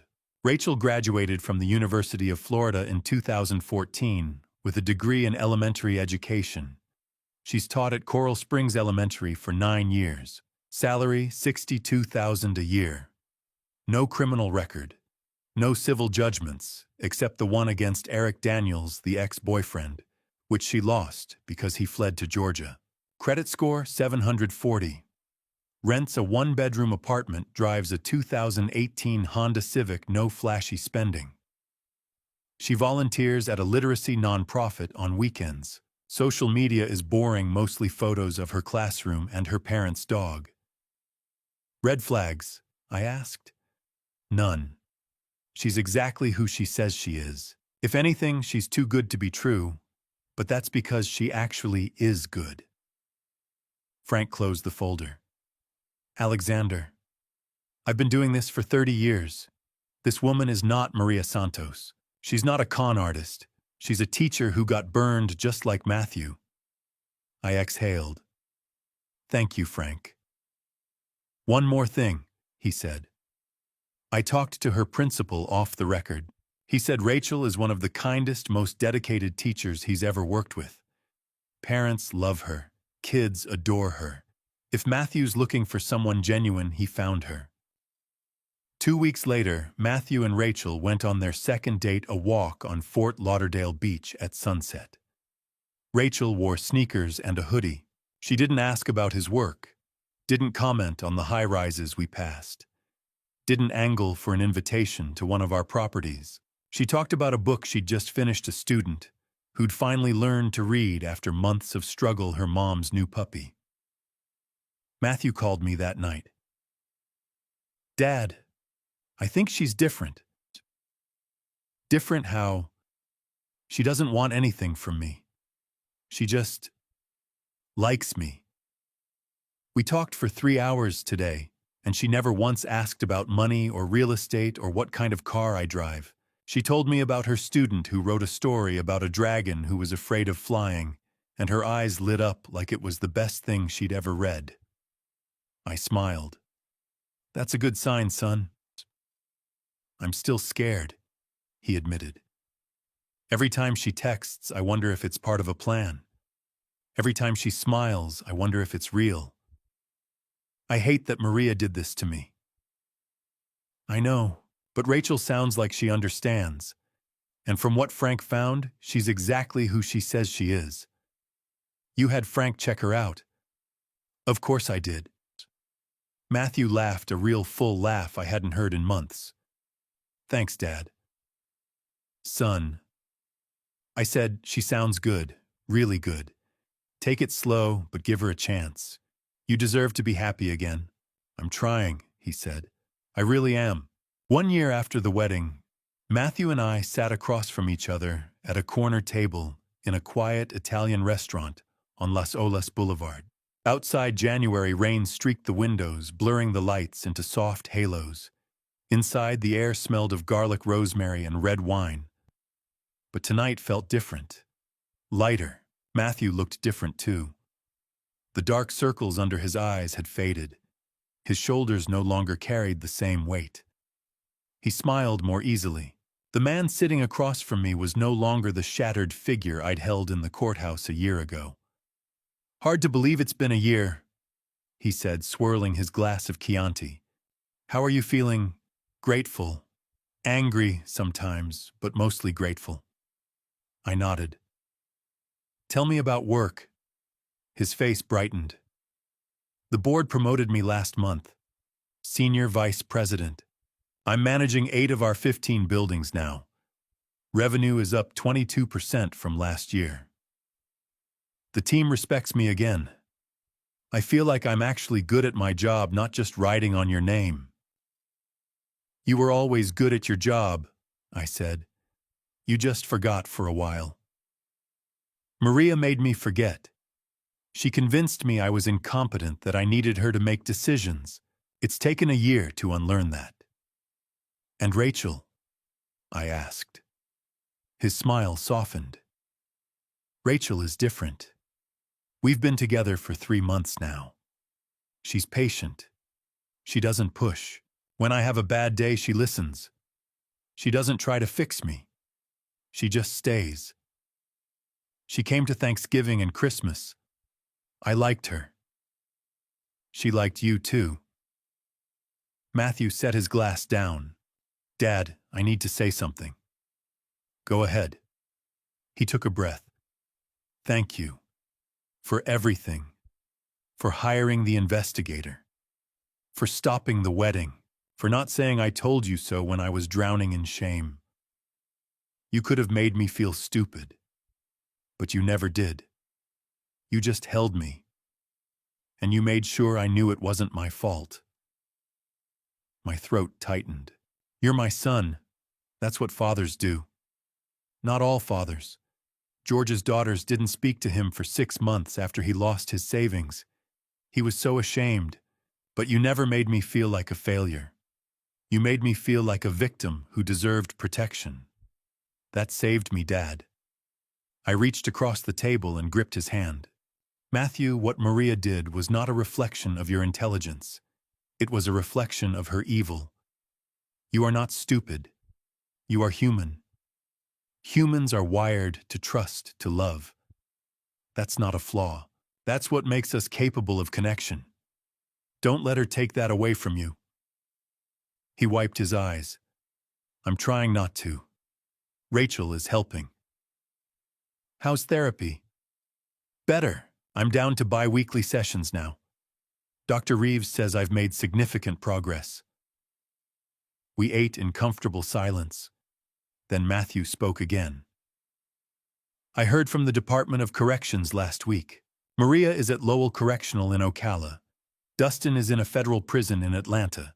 Neither has filed an appeal." "Good," I said. "George got his first restitution payment, $43,000. He called me crying. Said it felt like a small piece of his dignity coming back." "How is George?" "Better. We meet for coffee once a month. He's working part-time as a bookkeeper now. His daughters convinced him to see a therapist. He's not suicidal anymore." I smiled. "You two have become friends." "We have. He's like the uncle I never had." Matthew leaned back, thoughtful. "Dad, I've been thinking. What if we could prevent this from happening to other people? What if we started a program, community education seminars about romance scams, financial fraud? We could partner with nonprofits, senior centers, the police." I set my fork down. "That's a brilliant idea." "You think so? I know so, and I'll fund it. $500,000 to start. We'll call it the Catherine Donovan Initiative in honor of your mother." Matthew's eyes welled up. "Dad, that's perfect." "We'll announce it next month. You and George can be on the board. Rachel, too." "She will be. She's been talking about wanting to volunteer with something meaningful." I raised my glass. "To your mother. And to you. You've turned the worst year of your life into something good." Matthew raised his glass. "To another year. Happier, healthier, and braver." Happier, healthier, and braver. I repeated. We drank. Outside, the rain began to ease. The lights of Las Olas shimmered in the wet pavement, reflecting a city moving forward, a life rebuilding itself one day at a time. 2 months later, on a Friday evening in mid-March, I stood at the back of the Fort Lauderdale Main Library auditorium and watched 87 people file in. A banner hung above the stage, Catherine Donovan Initiative Protecting Communities from Financial Fraud. Her name printed in bold navy letters felt like a blessing.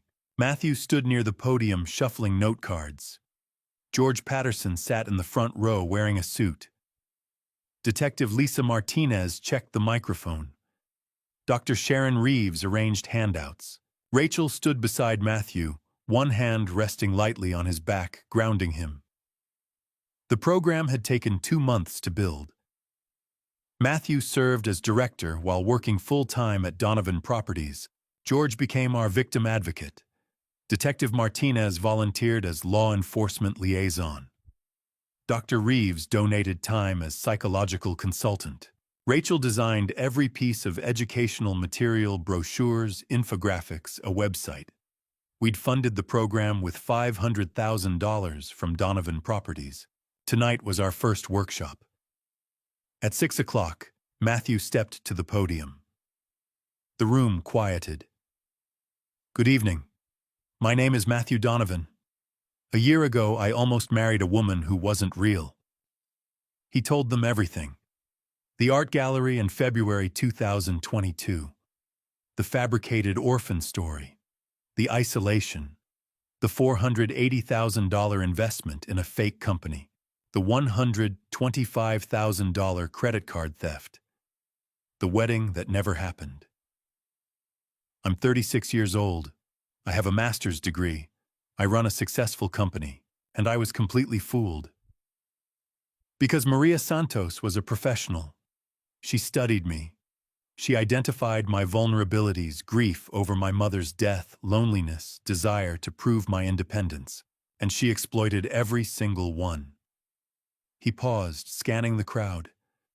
Seniors with walkers, middle-aged singles taking notes, adult children protecting elderly parents. I'm not here to tell you I was stupid. I'm here to tell you I was human. If it happened to me, it can happen to anyone. Tonight we're going to teach you the red flags. He clicked to the first slide, red flag number 1, love bombing. This is when someone showers you with affection immediately. Constant texts, expensive gifts, declarations of love within days. It's designed to overwhelm your judgment. A woman raised her hand. How do you tell the difference between love bombing and someone who's just really into you? Great question. Healthy interest builds gradually. Love bombing is instant and intense. If someone talks about marriage or sharing finances within the first month, that's a red flag. He moved through the other red flags: isolation, gaslighting, financial exploitation. After 30 minutes, Matthew invited George to the stage. George gripped the podium. My name is George Patterson. I'm 74 years old. In 2019, I lost $400,000 to a woman who called herself Isabella Martinez. My entire retirement fund, everything my late wife Nancy and I had saved for 50 years. His voice wavered.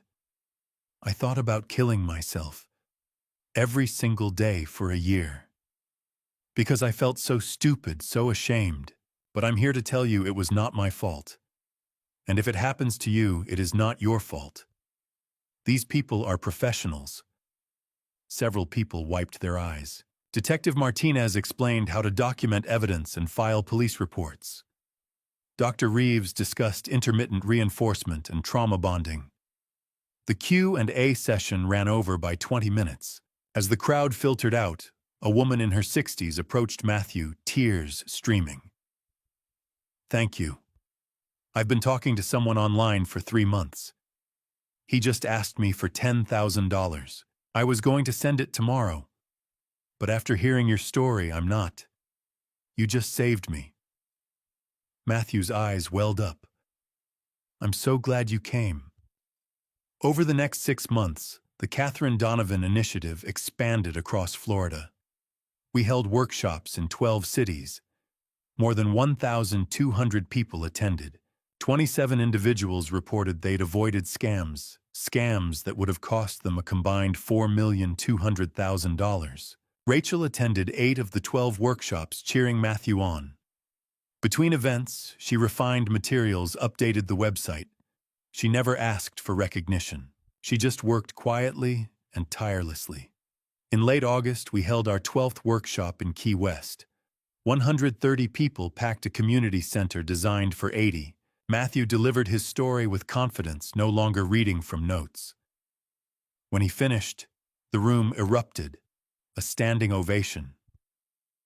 People stood and clapped for 3 full minutes. I sat in the back row and wiped my eyes. Catherine would have been so proud. Our son, the man who'd nearly lost everything, was saving lives.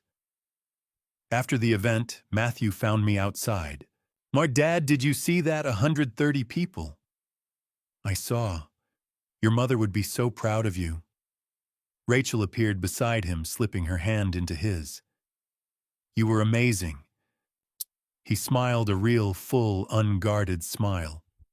"We were amazing. All of us." 2 years after the wedding, on an ordinary Saturday morning in January, Matthew stood in his apartment kitchen, holding an envelope. The return address read, Maria Elena Santos, inmate number 48,291, Lowell Correctional Institution, Ocala, Florida 34470. His hands shook. He called me. "Dad," he said, voice tight. "I got a letter from Maria." I set my pen down. "Did you open it?" "Not yet. I don't know if I should." "I'm here," I said. "Whatever you need." "Okay. I'm going to read it now. I'll call you back." 20 minutes later, my phone rang. "I read it," Matthew said. And Chakti, 3 pages, handwritten. She admits everything. Says she never loved me. Says she targeted me because I was vulnerable after Mom died. She talks about her childhood abusive father. Her mother died when she was 10, foster care at 12. She says she learned to lie to survive.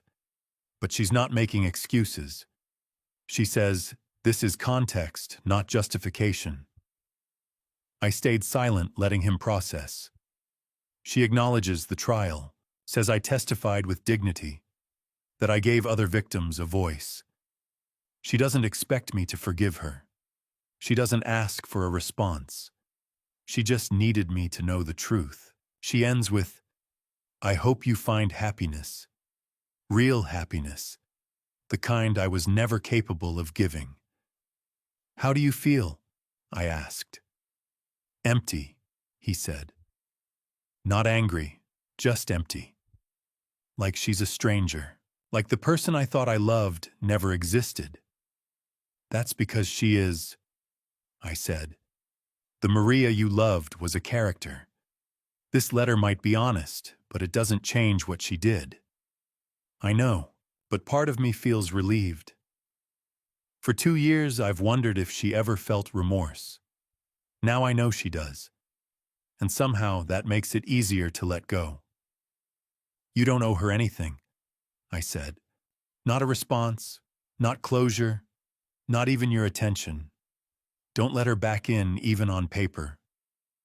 I won't.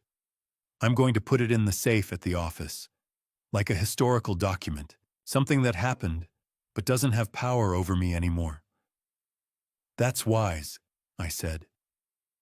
Dad, Dr. Reeves told me once that healing doesn't require forgiveness, that I can acknowledge Maria's humanity without forgiving what she did. I think I finally understand. Maria came from pain. She became a predator. Both things are true, but I don't have to carry her pain for her. No, I said. You don't. That evening, Matthew drove to my office.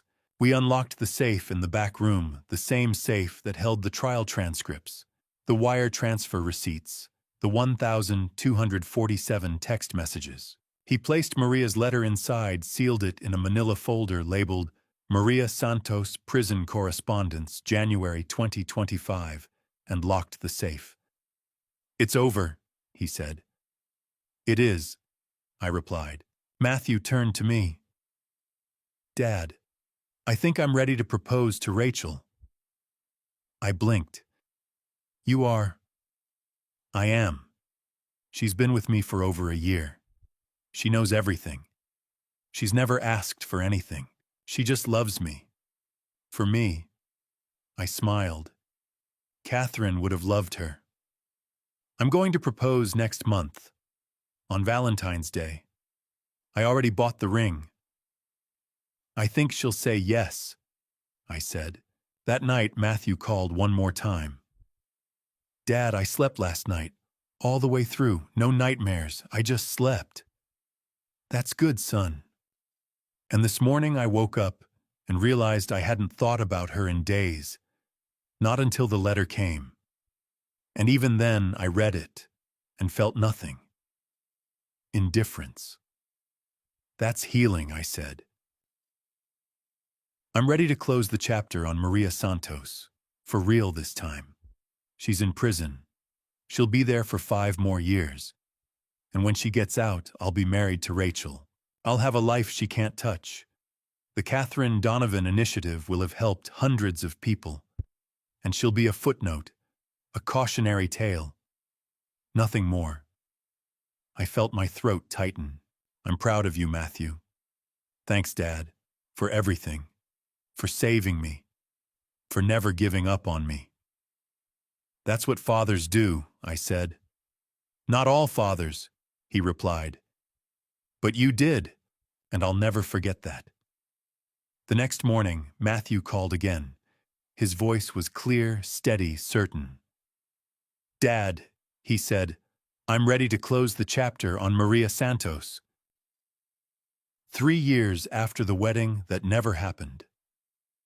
Matthew knelt in the sand at Fort Lauderdale Beach and asked Rachel Hayes to marry him.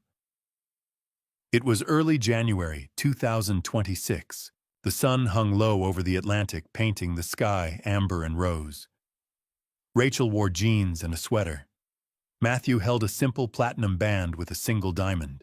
"Trichielny," he said, "you've seen me at my worst. You've never asked me to be anyone but myself. I love you. Will you marry me?" She cried. She nodded. "Yes." They called me from the beach. "Huh, Dad," she said, "yes." "Congratulations, son. I'm so happy for you both. We want a small wedding, 40 people, your backyard." "Perfect," I said. A week later, we held an engagement party in my backyard. 40 guests gathered under string lights. George Patterson sat with his daughters, smiling.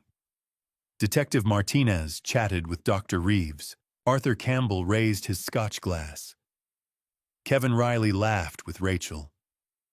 When the sun dipped below the horizon, I stood and tapped my glass. 3 years ago, my son was supposed to get married. I canceled that wedding. It was one of the hardest things I've ever done. But it was also one of the most important. I looked at Matthew. "Son, you've rebuilt yourself. You went to therapy. You confronted your pain. You turned your trauma into a mission that has helped thousands. You became the man your mother always knew you could be. Catherine would be so proud." I turned to Rachel. "Thank you for loving my son, for being patient when he was afraid. Welcome to our family." Rachel wiped her eyes. "Thank you, Alexander, for saving Matthew's life, for raising a man worth loving." The crowd applauded. Matthew hugged me tight. George stood. "Matthew, 3 years ago we were both broken, but you turned that pain into purpose. The Catherine Donovan Initiative saved my life. You let me help others, and in doing so, you helped me heal. He raised his glass. To Matthew and Rachel. To Matthew and Rachel. The crowd echoed. Later, Matthew and I walked to the end of my dock. Dad, I never thanked you properly for not giving up on me. You could have been angry. You could have said, I told you so. But you just loved me. I put my hand on his shoulder. That's what fathers do. The initiative is in 4 states now, 20 cities. 3,500 people attended. 83 avoided scams totaling $12 million. That's because you believed in me. No, I said. That's because you had courage. I just gave you tools. You did the work. 2 weeks later, on a sunny Saturday afternoon, I stood beside Rachel at the back of my yard. She wore a simple white dress. A string quartet played. 40 people sat in white chairs. Matthew stood beneath a flower archway, tears streaming down his face. Ready? I whispered to Rachel. Ready. We walked down the aisle. Slowly. Every step felt significant. When we reached Matthew, Judge Hernandez smiled. Who gives this woman? She asked. I do, I said. With all my heart. I placed Rachel's hand in Matthew's. He looked at me, mouthed, thank you, and smiled. That smile was worth everything.